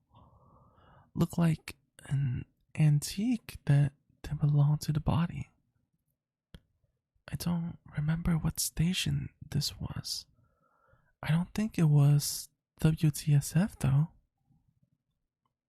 What's WTSF? Anyone know what that is? I don't know. Sorry to resurrect this old thread, but I know exactly what Shoyu means. What Shoyu means Sky Hill. I think Candle Cove ran for only a couple months in 71, not 72. I was 12 and I watched it a few times with my brother. It was channel 58. Whatever station that was. Oh my god, channel 58. Guys, local 58. Channel 58. Candle Coves. Coincidence? I think's not. Whatever station that was, my mom would let me switch to it after the news. Let me see what I remember. It took place in Candle Coves, and it was about a little girl who imagined to be friend with pirates. The pirate ship was called the Laughing Stock, and Pirate Percy wasn't a very good pirate because he got scared too easily. And there was Calliope music constantly playing. Don't remember the girl's name. Janice or Jade or something. Think it was Janice. 58, yeah. Local 58. Thank you, Jared. Thank you, Jaren. Memories flood back when you mentioned the Laughing Stock and Channel 58. Oh wait, was it Local 58 or was it Local 56? I don't remember. Remember the bow of the ship was a wooden smiley face with the lower jaw submerged. It looked like it was swallowing the sea, and it had that awful Edwin voice and laugh. I especially remember how jarring it was when they switched from the wooden plastic model to the foam puppet version of the head that talk. I remember now too. Do you remember this part, Skyhill? You have to go inside. Ugh, Mike, I got chill reading that. Yes, I remember. That's what the ship always told Percy when there was a spooky place he had to go in. Like a cave or a dark room where the treasure was. And the camera would push in on Laughingstock face with each pause. You have to go inside. You have to come inside. With his two eye askew, and that flopping foam jaw, and the fishing line that open and close. Ugh, it looked so cheap and awful.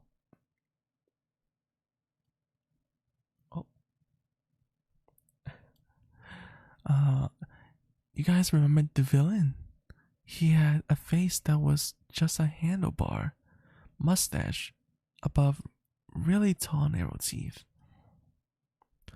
Honest, honestly, I honestly thought the villain was Pirate Percy.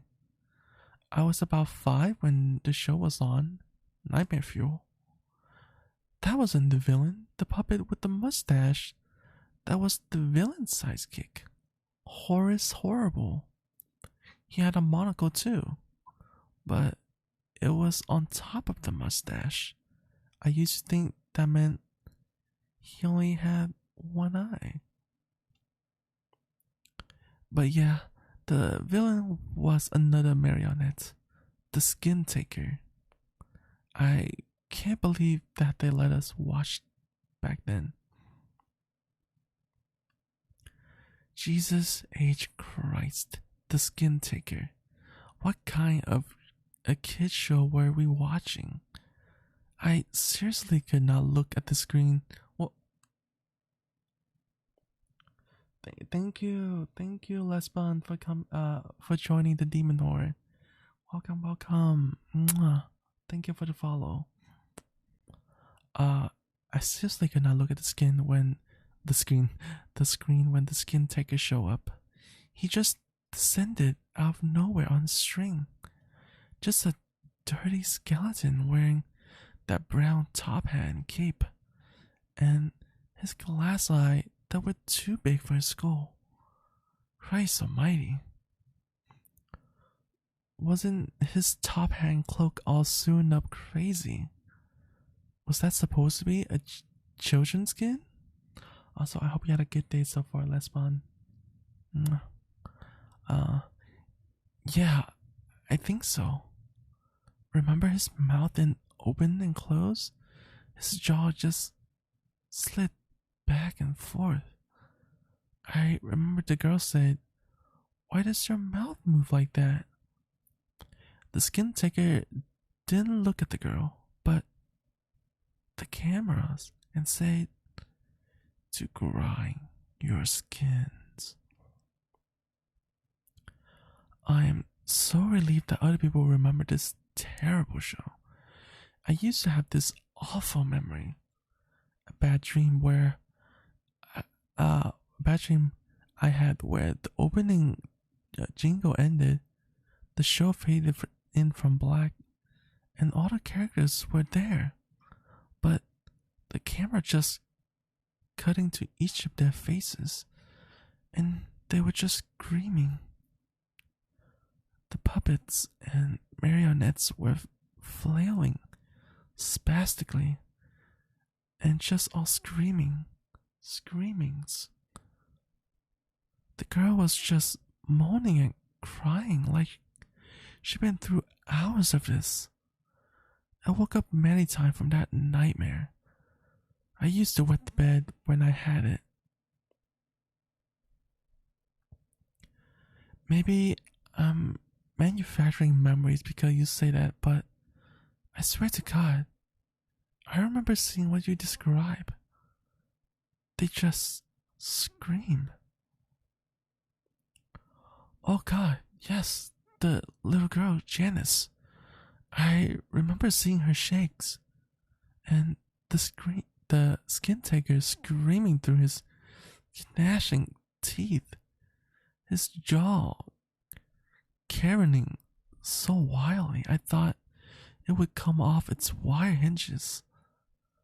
I turned it off, and it was the last time I watched. I ran to my brother, and we didn't have the courage to turn it back on.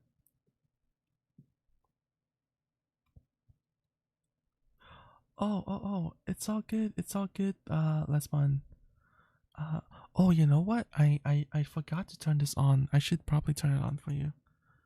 Um, I don't know. I don't know if you like speak uh I have a translation to help, so I don't know if it will be I don't know how helpful it will be, but yeah. Let me see. Um there you go. It's just a really bad translation, but I hope it's decent enough for you to understand what I'm saying if you don't speak English. But yeah, my day has been good, Lesbon. How's your day been?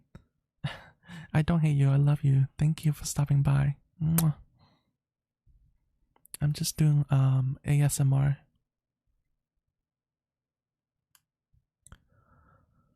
I visited my mom today at the nursing home.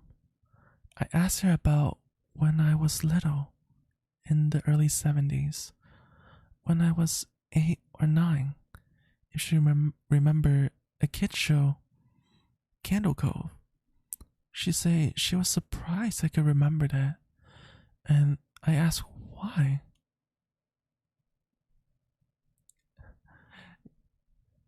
Um, is the translation working though?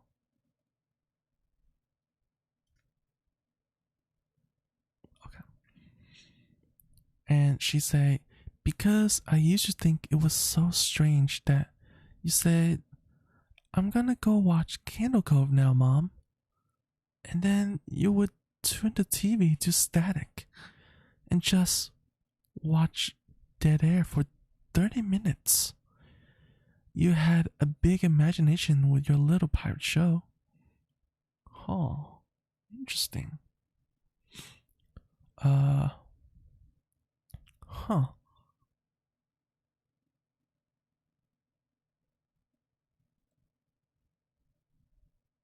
That was a good reading.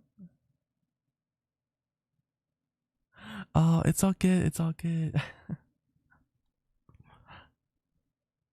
It's all good. Your English is really good though. Don't mind it. Don't mind it. It's all part of learning. You know. I I would love to like learn Japanese. Um, I really want to learn Japanese though. Like, yeah. But yeah. I hope you enjoy your stay, Lesbon. And if you like, feel free to join our Discord. Um, like everyone in there is really nice, and you know, if you ever feel like learning English or anything like that, feel free to join it. So everyone's really cool in there. So yeah, feel free to come by and hang out whenever you like. So that was a pretty interesting story. Um, Candle Coves, huh?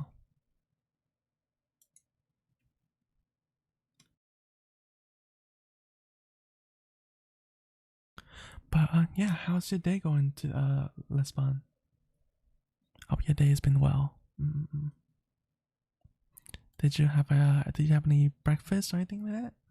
Is it daytime or is it nighttime for you right now? Ooh, what story should we read next? What story should we read next? There's Dead Bart. I don't think that's a good story. I don't. Hmm. This is my first um ASMR stream, so I hope it's not too bad. I'm still trying to learn. I'm still trying to learn about doing ASMR live. Um, I I can do like ASMR if I'm like by myself for the ASMR channel, but like doing it live is a little bit how you say, nerve-wracking, I guess. But mm, I really enjoy it so far though.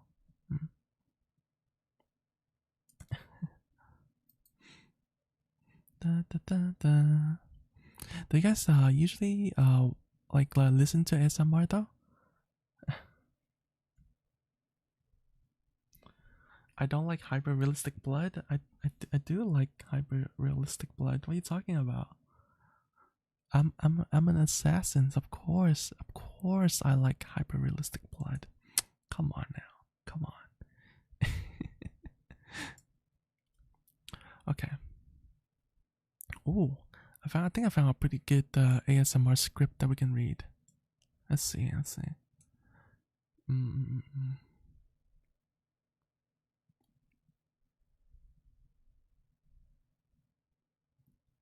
Uh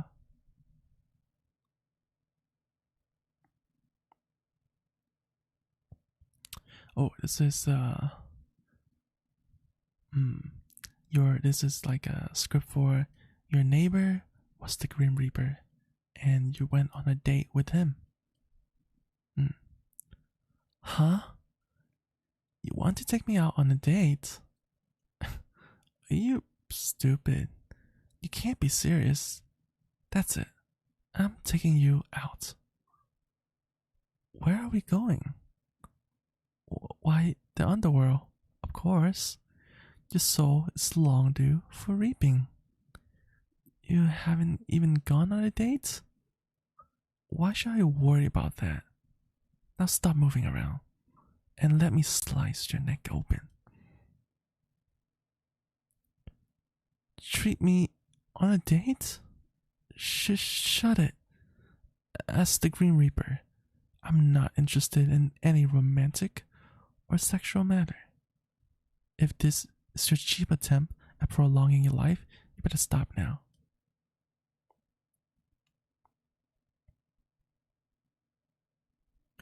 Good luck at your lunch, Miho. Good luck with your meeting, okay? Bye bye. Thank you for stopping. Mwah. You are not the only one I've sent the head rolling after talking about worthless thing in order to delay the inevitable. Now, say your prayers, and I'll send you to the underworld painlessly.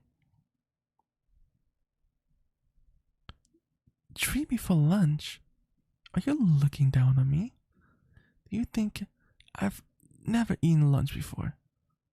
Have you ever gone outside your room before? Huh? I'm your neighbor. You've been buying grocery. I've been buying grocery myself for a full year now. And I have no need of being treated to a single meal of the day. I am fully capable of supporting myself. Thank you very much.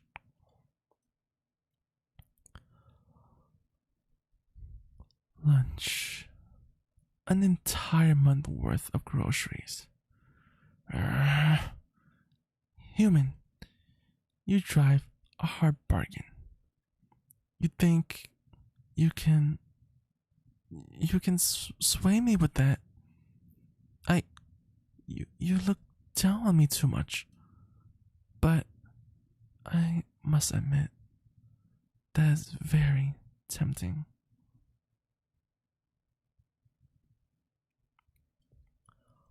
Oh, you're from Germany. Ah, you're learning Japanese too. Oh, we can learn Japanese together. Yeah. Uh, mm mm mm mm. Your day was nice. Good. I'm glad. It's a morning. Oh my gosh. Oh my goodness. Why so early? I hope you had plenty of sleep and. Oh, you have plenty of sleep. Okay. Don't. I don't know how to say this. It's okay. English is not my first language either. But I hope you get some rest too. Don't be too tired, okay? But I did take like 2 semester of German in high school. So you can't sleep. Well, I hope my ASMR will help you sleep a little bit better, or help you fall asleep. Okay. But yeah, I took German for 2 years in high school. So that was really cool. I even had like some German exchange student came over too. So I know a little bit. But I know like Guten Tag or Tag. Ich bin Yuji. Yeah. That's all I remember. But yeah.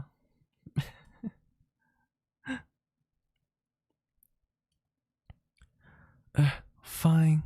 I'll delay your end by 1 month. Yeah, I can speak just a little bit, just introducing myself.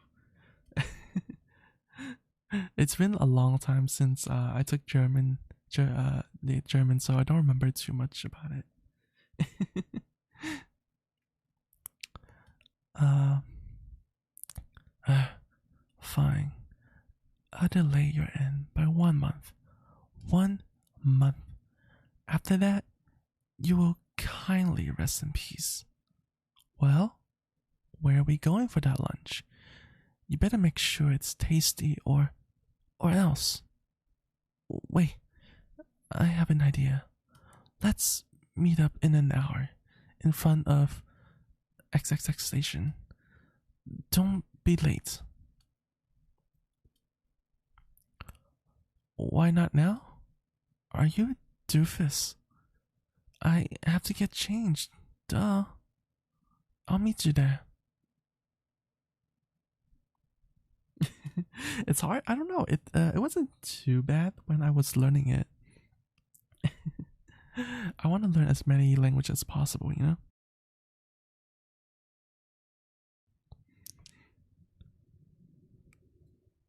Why not go there together?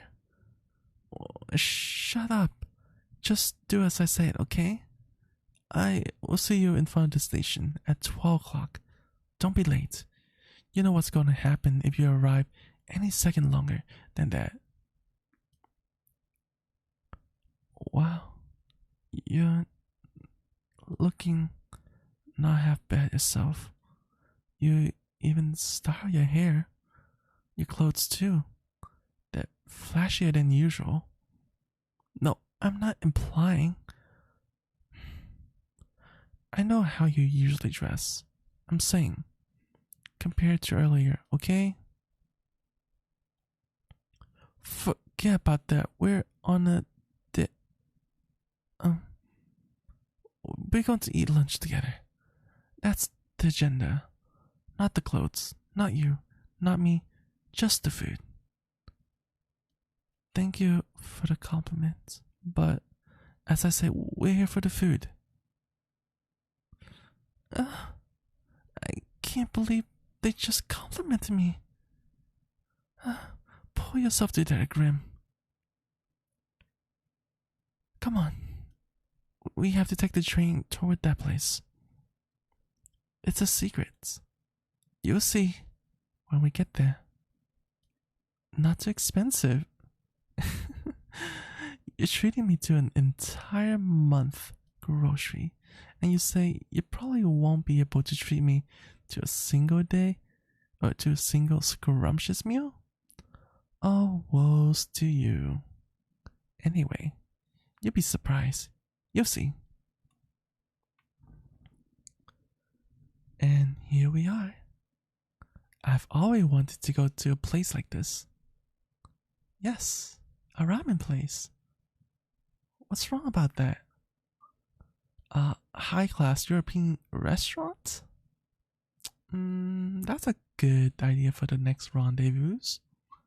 But I couldn't go to a ramen place by myself, or else I get funny stares. No, this is not a date. I say rendezvous. Go out with you again. I mean, you'll be lonely as your days of reckoning approaches, wouldn't it? I'm saying I wouldn't mind keeping you company for a little longer. Now, come on. Stop dilly-dallying. We need to place our order. That was a really bad slurping noise.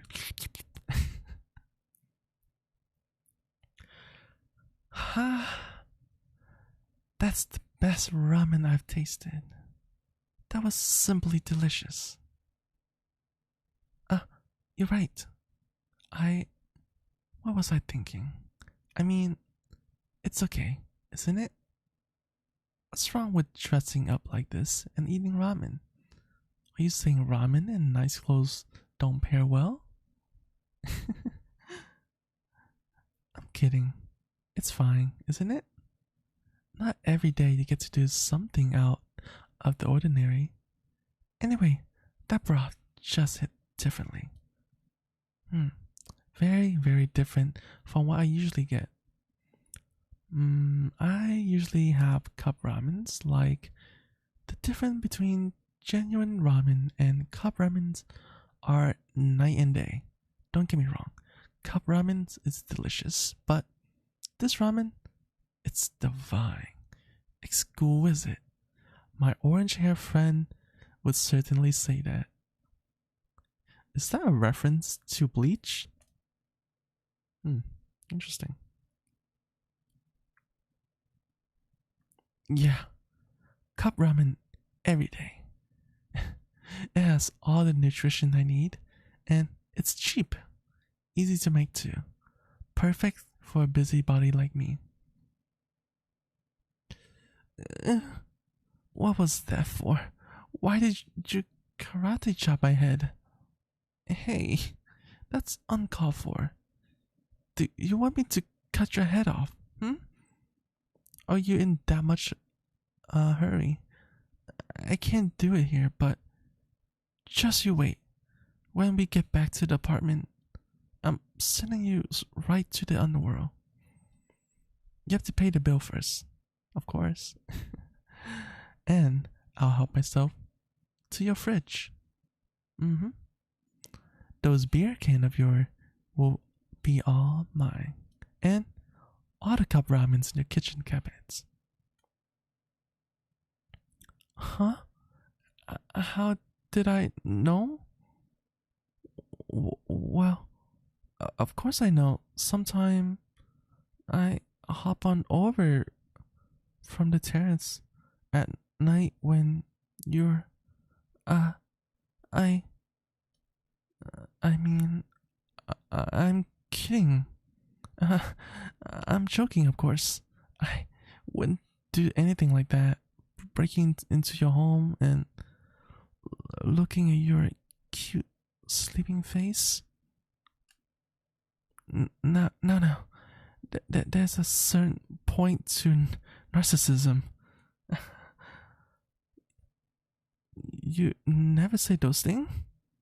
You totally will, though, right?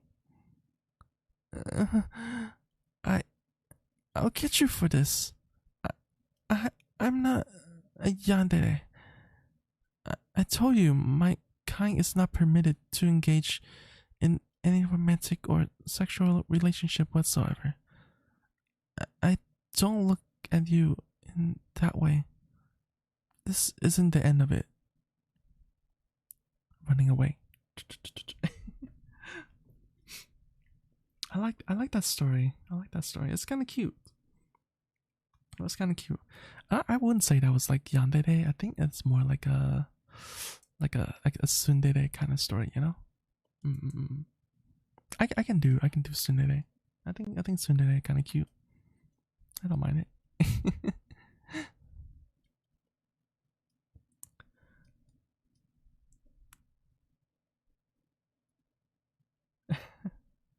Thank you, Lesbon. I hope you have a good sleep. I'm glad that my story was able to put you to bed, and thank you for stopping by and for the kind word. I really appreciate it. Have a good night. Bye bye. Bye bye.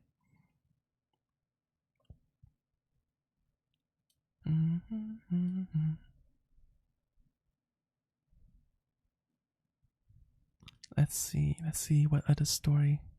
Oh, let's do Eyeless Jack. Yeah. Let's continue with some spooky story. Eyeless Jack. Hello, Blizzard. Hello.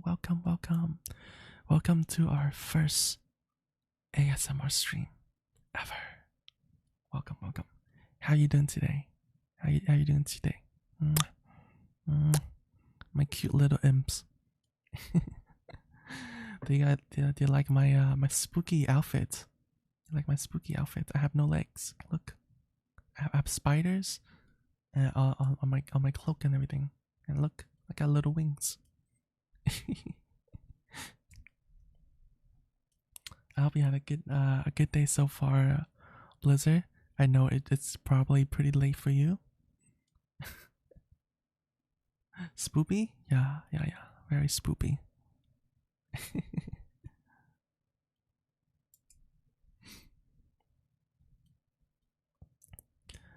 we're gonna read some more creepy story and maybe some more ASMR script. You know. Mm-mm-mm-mm. Let me see if there's a good one we can read. Hmm.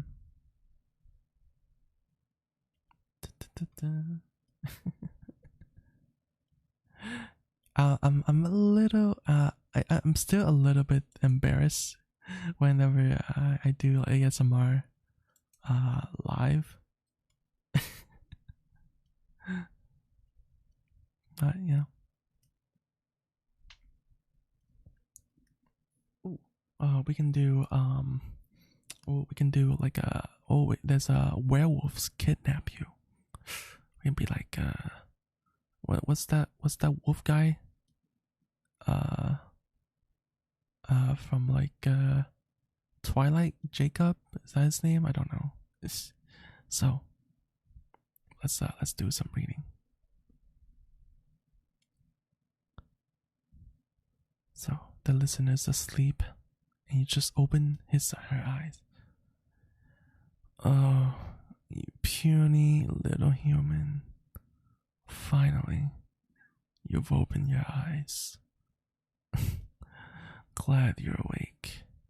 I like to play with my prey.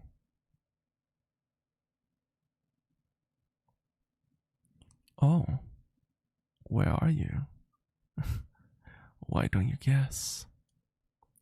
Where do wolves live? Nice try. This is my lair, a hidden cave in the forest. Who am I? Oh, you human, always trying to know everything. Then, if you are curious, try touching my face. Yes, you just touch my ears and my fangs. Be careful, these are quite sharp and pointy. Don't cut yourself. So, now you see, I'm a werewolf. Some day ago, I was looking for something to eat, and I went to your human city. Glad you are a human living in an isolated place near the forest. It was quite easy to hunt you. You were just arriving and entering your home, and then you saw me lurking in the darkness. Our eye made contact, and you just fainted. I'm gonna eat you. I'm gonna eat you, Blizzard. Nom nom nom nom. Nom nom nom nom. My yellow eye can be quite intimidating, and that is it. I'm going to eat you, but not yet. I like playing with my prey. Smell its fear. Even in this darkness, you look like a tiny bunny, ready to be eaten. Hey, that's a good idea. I'll call you Little Bunny. Now, I notice your bodily smell has gradually changed to mine. I smell like pine trees, and now you smell like that. So now any other wolves can't take you away. They will know that you are part of my dominions.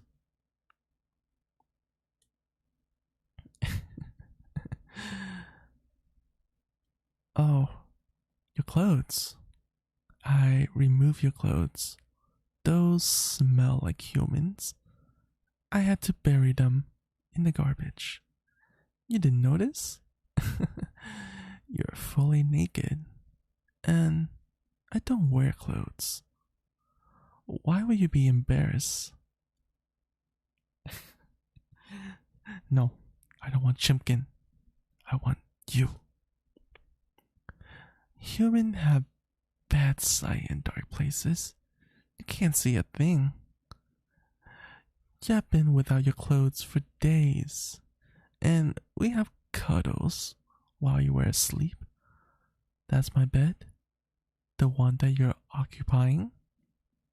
You humans sleep too much. I even had to use my arm to grab you around. You were freezing to death. Your feet almost became ice.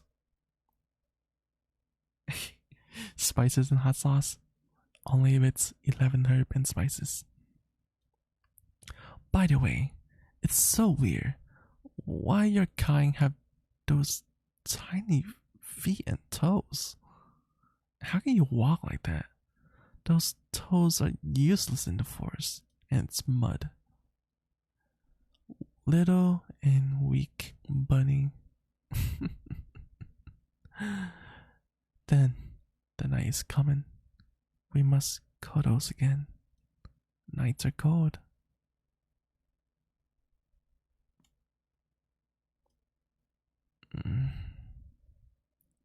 Hello, little bunny. You move so much at night. Trying to touch my thing. Hey, yo, this is getting a little bit spicy.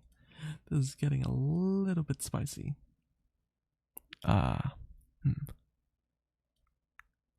What?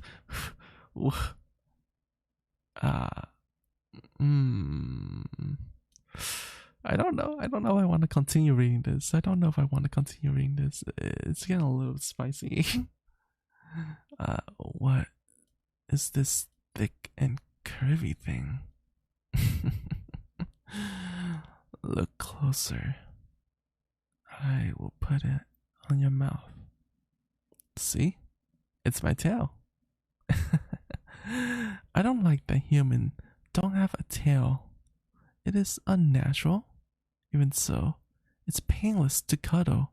If you don't have a tail, it's easier to keep the heat when we cuddles like a spoon. Today, I was going to eat you, but I changed my mind. It's so funny to tease you. You will stay longer in my lair, and I'm going to hunt you. Oh, I'm going hunting. Stay here. And if you want to escape, then stay put. Take this. I will give you more later.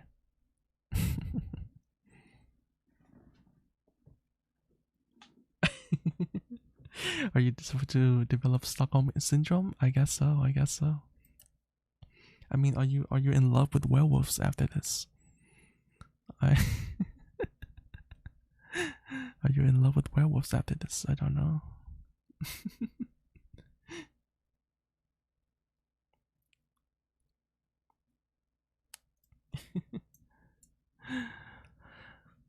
Let me drink some water real quick.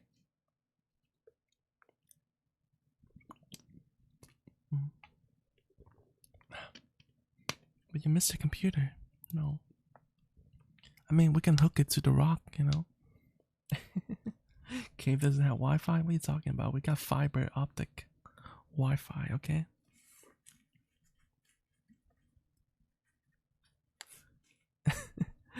We got cave Ethernet. So let's read some spooky story, huh?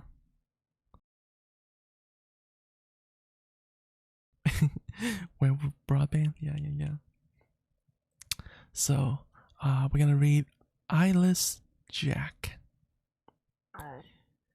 You awake alone in your room, disturbed by some noise close to your bed.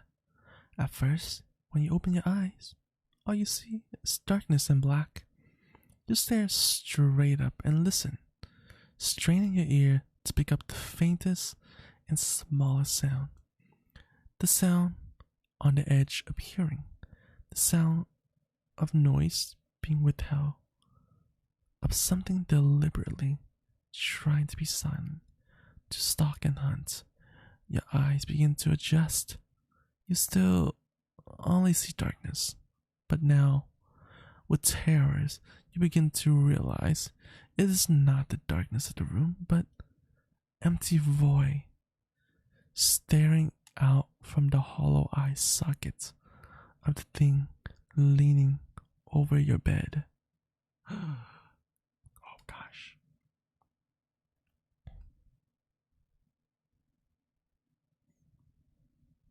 So a little bit information about Eyeless Jack, one of the most notorious mainstream creepypasta villains. Eyeless Jack is a humanoid entity who removes the organs of his victim and eat them. Okay. The character moniker comes from the fact that he appeared in a hoodie, wearing a blue mask, opening at the eye socket, which, though they are leaking a black fluid, are entirely empty. In later fan-made variants on the original story, Eyeless Jack is commonly found standing at the foot of the bed or leaning over his sleeping victims. Spooky. Spooky.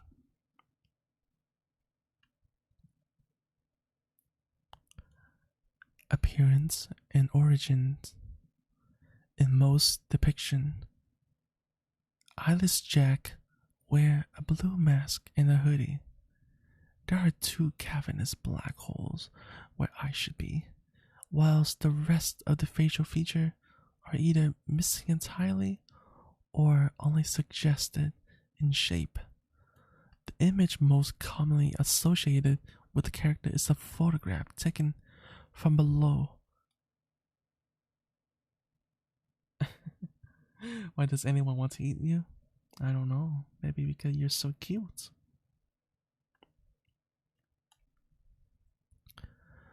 This photograph, which predate production of the actual story of Eyeless Jack, was created November 19, 2009 by two DeviantArt users, Nicotes408 and Pirate Cashew.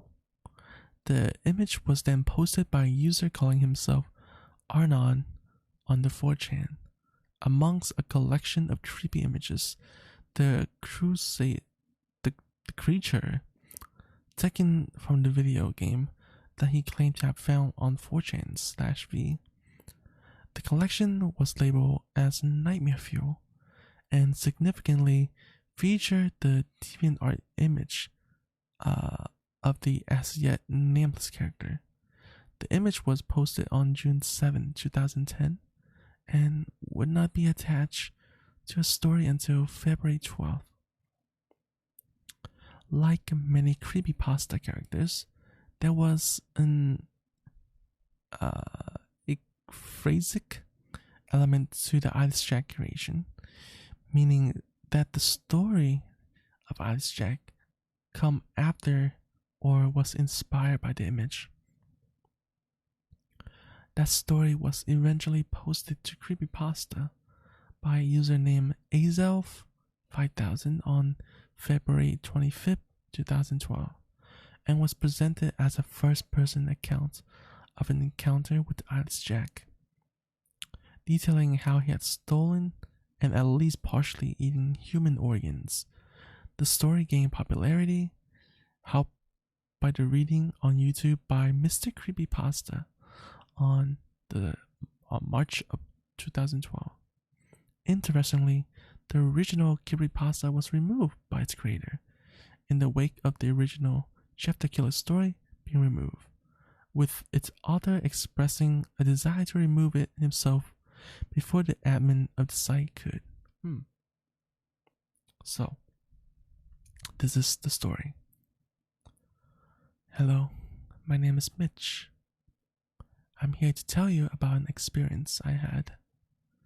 I don't know if it was paranormal or whatever stupid word people use to describe supernatural phenomena.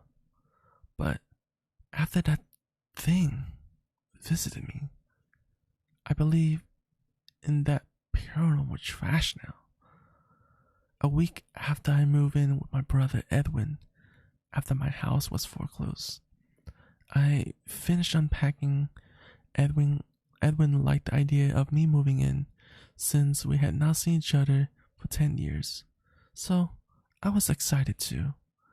I soon fell asleep after I moved in. After the first week, I heard rustling noise coming from outside at about 1 in the morning. I thought it was a raccoon, so I ignored it and tried to fall asleep. The next morning, I told Edwin about it, and he agreed.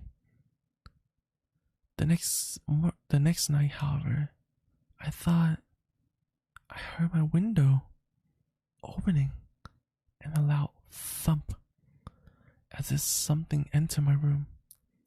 I darted up and looked around my room, but saw nothing. The next morning, Edwin dropped his coffee cup when he saw me. He held up a nearby mirror, and I saw myself.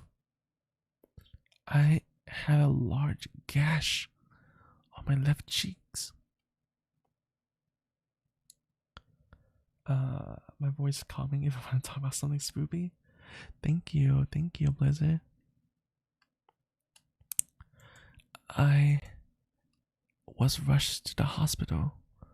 My doctor told me that I must have been sleepwalking, but then he showed me something that made my blood turn cold. He lifted up my shirts to review a sewn up incision where my kidney were. I stared into his eye, mind widening. You somehow lost your left kidney last night. Well, my doctor told me we don't know how though.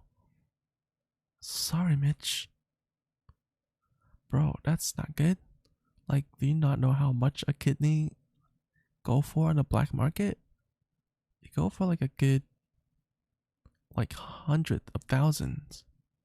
Anyway, the next night was my breaking point. Around midnight, I woke up to see a truly horrifying sight.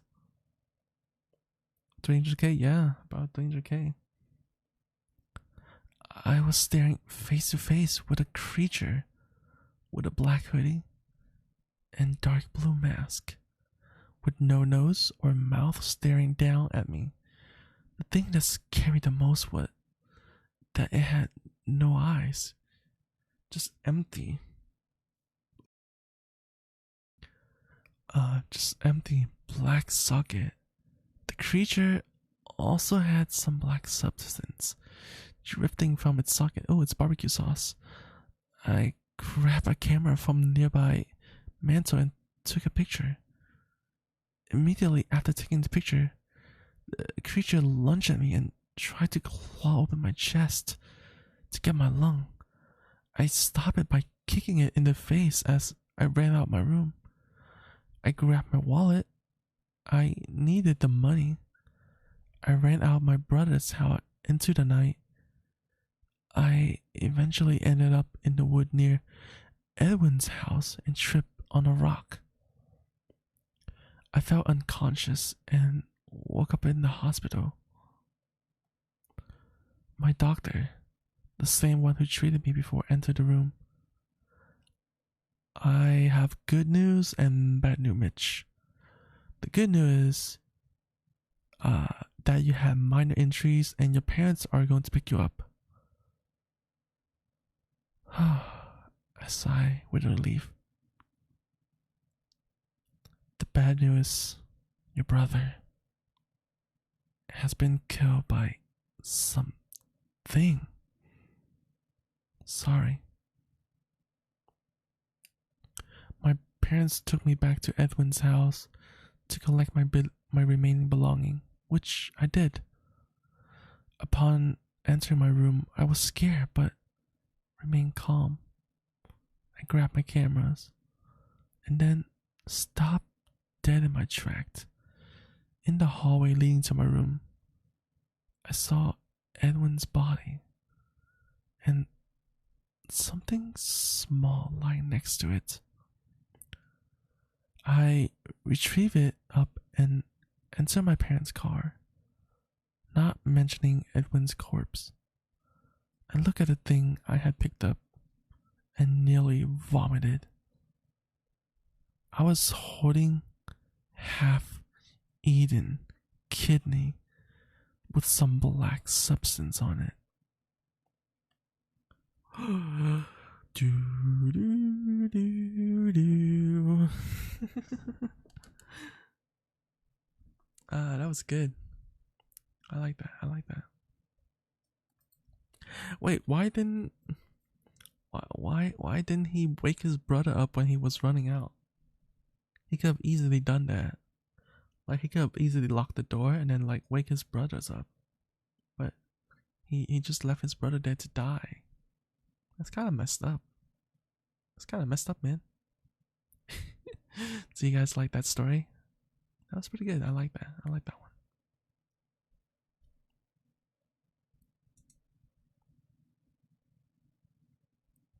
I remember this story from a long time ago. I forgot what's it called. Let me see if I can find it.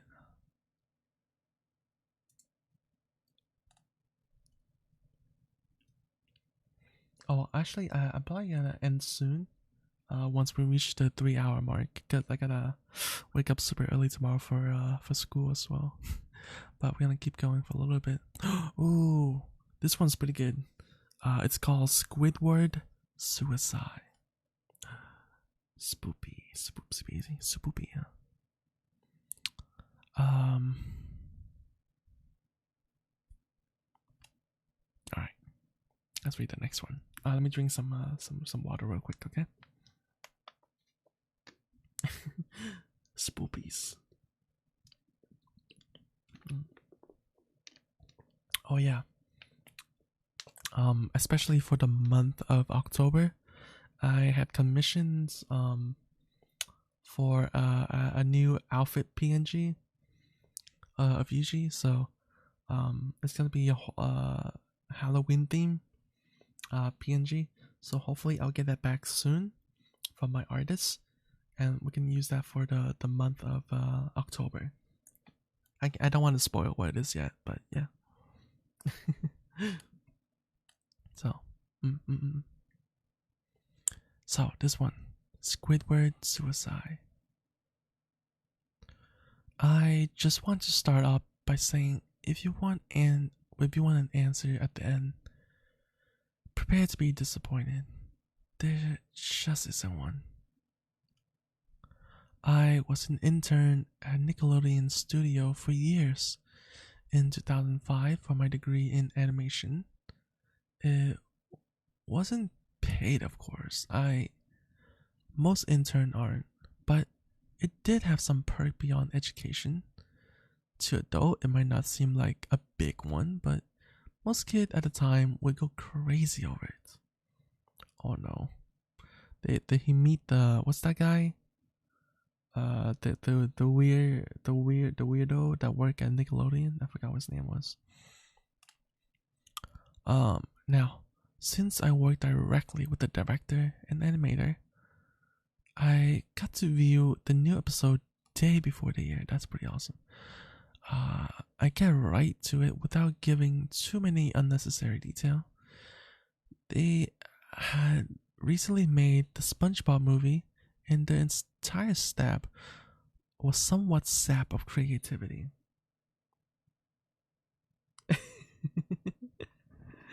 It's all good, Lenspawn. It's all good, Lenspawn. Squidward, SpongeBob, best character? I agree. I think we all grew up to become Squidward.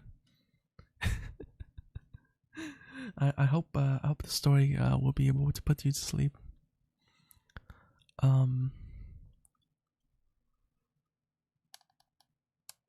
Hello, Fion. Hello. I'm doing a welcome to the first ASMR stream.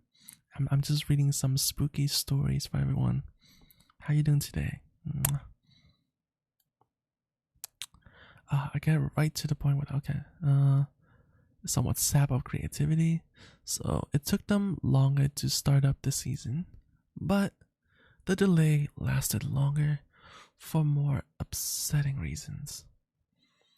There was a problem with the series 4 premiere uh, that set everyone and everything back for several months. Me and 2 other interns were in the editing room along with the lead animator and sound editor for the final cut. We received a copy that was supposed to be Fear of a Krabby Patty and gather around the screen to watch. Now, given that it wasn't final yet, animated often put up a mock title card, sort of an inside joke for us, with phony oftentimes lewd titles such as "How Sex Doesn't Work" instead of "Rockabye." Oh my god, I can't say that. Aw, welcome. I'm glad you enjoy it, Fion. When SpongeBob and Patrick adopt a sea scallop. Oh yeah, I remember that episode. Nothing particularly funny, but work-related chuckles. So, when we saw the title cards, Squidward Suicide, we didn't think more than morbid jokes. One of the intern did a small throat laugh at it. The happy-go-lucky music plays normal. The story began with Squidward practicing his clarinet, hitting a few sour notes like normal. We heard SpongeBob laughing outside, and Squidward stops, yelling at him to keep it down, as he had a concert that night and need to practice. SpongeBob say, "Okay," and goes to see Sandy with Patrick. Bubbles splash, screen come up, and we see the ending of Squidward concert. This is when things begin to seem off. SpongeBob, yeah, it's a SpongeBob creepypasta.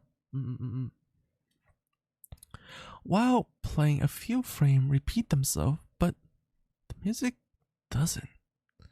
At this point, sound is synced up with animation, so yes, that's not common, but when he stopped playing, the sound finished as if the skip never happened. There's slight murmuring in the crowd before they begin to boo him. Not normal cartoon booing that's common in the show, but you could very clearly hear malice in it. Squidward in full frame and look visibly afraid. The shot goes to the crowd with SpongeBob in the center of the frame, and he too is booing. Very unlike him. That isn't the oddest thing though. What's odd is everyone had hyper realistic eyes. Very detailed. Clearly not shots of people's eyes, but something more than real CGI. The pupils were red. Some of us look at each other, obviously confused. But since we weren't the writer, we didn't question its appeal to children yet. The shot goes to Squidward sitting on the edge of his bed, looking very forlorn. The view out of his porthole window is of a night sky, so it isn't very long after the concerts.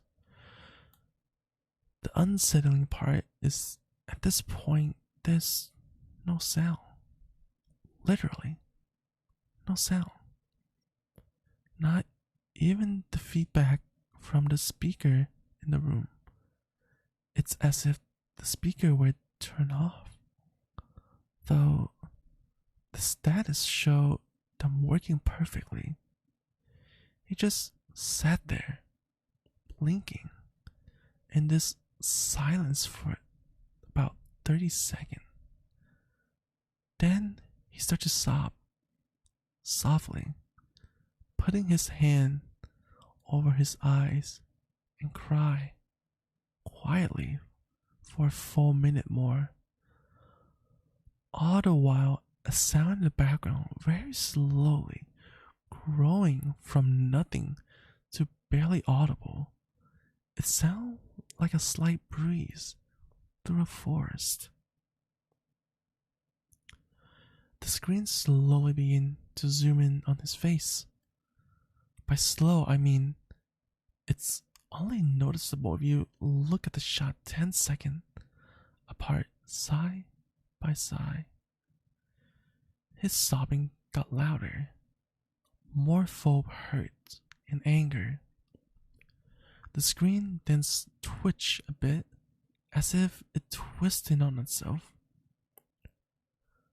For a second, then back to normal. Wind through the trees sound gets slowly louder and more severe, as if a storm is brewing somewhere. The eerie part is this sound, and Squidward's sobbing sound unreal, as if the sound wasn't coming from the speakers, but as if the speaker were holes. The sound was coming through from the other side. As good as sound as the studio like to have.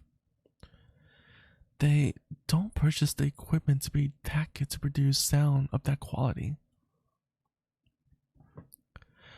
Below the sound of the wind and sobbing, very faint, something sounded like laughing. It came at odd interval and never lasted more than a second, so you had a hard time pinning it. We watched the show twice, so pardon me if this sounds too specific, but I had time to think about him. After 30 seconds of this, the screen blurred and twitched violently, and something flashed over the screen, as if a single frame was replaced. The lead animation editor paused and rewound frame by frame. What we saw was horrible. It was a still photo of a dead child. He couldn't have been more than 6. The face was mangled and bloody. One eye dangling over his upturned face. Pop. He was naked down to his underwear. His stomach cruelly cut open, and his entrail laying beside him. He was laying on some pavement that was probably a road. The most unsettling part was that there was a shadow of a photographer. There was no crime tape, no evidence tags or markers, and the angle was completely off for a shot designed to be evidence.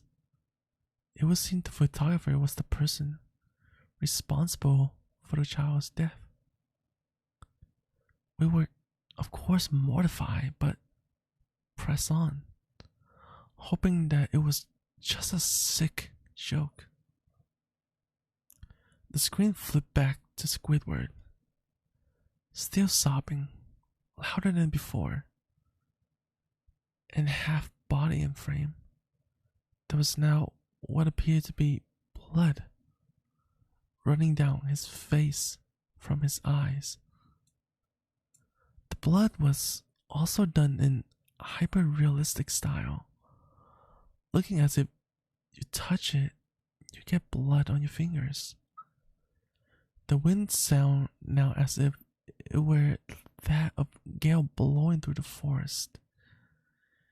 There were even snapping sound of branches, the laughing, a deep baritone, lasting at longer interval and coming more frequently after about 20 seconds. The screen again twisted and showed a single frame photo.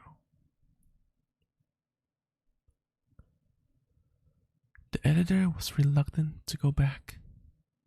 We all were. But he knew he had to. This time, the photo was that of what appeared to be a little girl. No older than the first child. She was laying on her stomach, her barrette in a pool of blood next to her. Her left eye, too, was pop, out and pop, naked except for underpants. Her entrails were piled on top of her, above another crew cut along her back. Again, the body was on the street, and the photographer's shadow was visible, very similar in size and shape to the first. I had to choke back the vomit, and one intern, the only female in the room, ran out. The show resumed. About 5 seconds after this photo play, Squidward went silent, as did all sound, like it was when the scene started. He put his tentacle down, and his eyes were now done in the hyper-realism, like the other in the beginning of this episode. They were bleeding, bloodshot, and pulsating. He just stared at the screen as if watching the viewer. After about 10 seconds, he started sobbing. This time, not covering his eyes. The sound was piercing and loud, and most fear-inducing of all is his sobbing was mixed with screams. Tear and blood were dripping down his face at a heavy rate.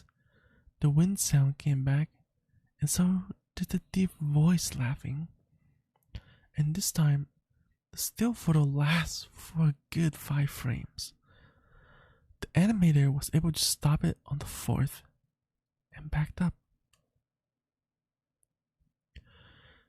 This time, the photo was of a boy, the same age.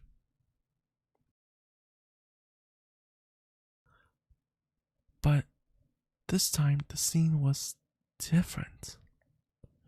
The entrail was just being pulled out from a stomach wound by a large hand. The right eye pop and dangling, blood trickling down it. The animator proceed. It was hard to believe, but the next one was different. But we couldn't tell what. He went on to the next. Same thing. He went back to the first and played them quicker. And I lost it. I vomited on the floor. The animating and sound editor gasping at the screen. The 5 frame were not as if they were 5 different photos. They were play out as if they were framed from a video.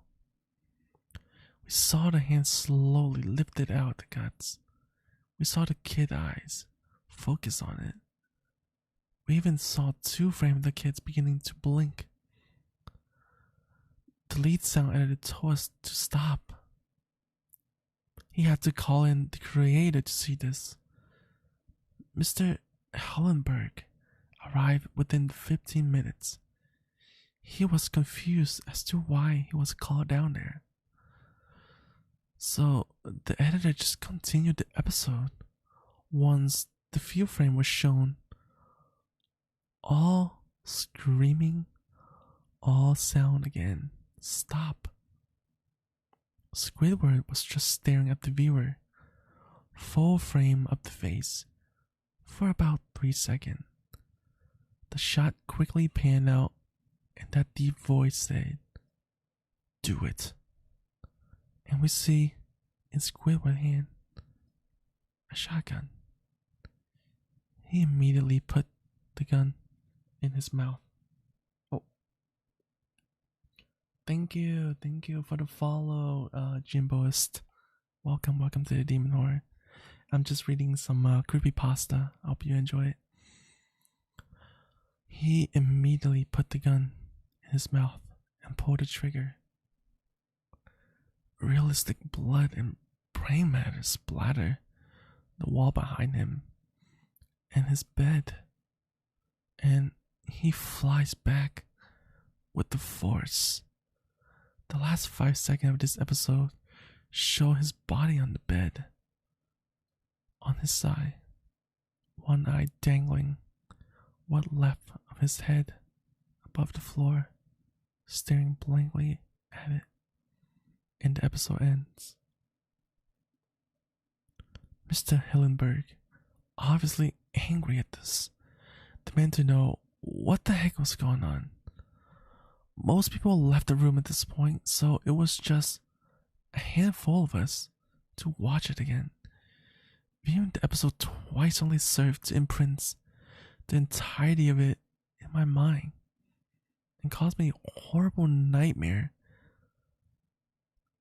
I'm sorry I stay. The only theory we could think of was the file was edited by someone in the chain from the drawing studio to here. The CTO was called in to analyze what happened. The analysis of the file did show it was edited by new material. However, the timestamp of it was a mere 24 seconds before we began viewing. All equipment involved was examined for foreign software and hardware as well as glitches, as if the timestamp may have glitched and show wrong time, but everything checked out fine. We don't know what happened, and to this day nobody does. There was an investigation due to the nature of the photos, but nothing came of it. No children was identified, and no clue were gathered from the data involved, nor physical clues from the photos. I never believed in unexplainable phenomena before, but now that I have something happen and can't prove anything about it, it's beyond anecdotal evidence, I think twice about things. Whoa. Creepy story, huh? Creepy story. You guys, do you guys like that one? I actually really like that one. That was really good. Creepy.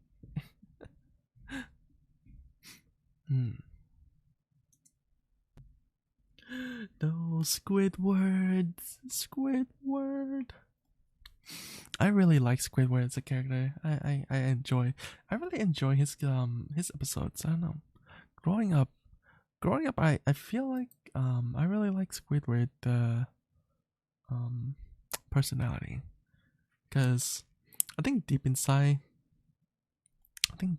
we all kind of like feel like we kind of resonate with Squidward more, you know, as we grow up. What time is it? Oh wow, it's 11. I'm probably gonna go to bed soon. Since I got class in the morning, but I'll be back tomorrow. Thank you guys. Thank you as always for showing up to my first ever ASMR stream. I would like to do more of this in the future, and I really hope you guys like as well. But yeah, I had a lot of fun trying some new thing for the stream, and hopefully we'll get to do more of this in the future. Okay. Let me see who is on. Who's on right now? Oh, my friend is on, so we can I think we're gonna go ahead and raid my friend Moti. So yeah.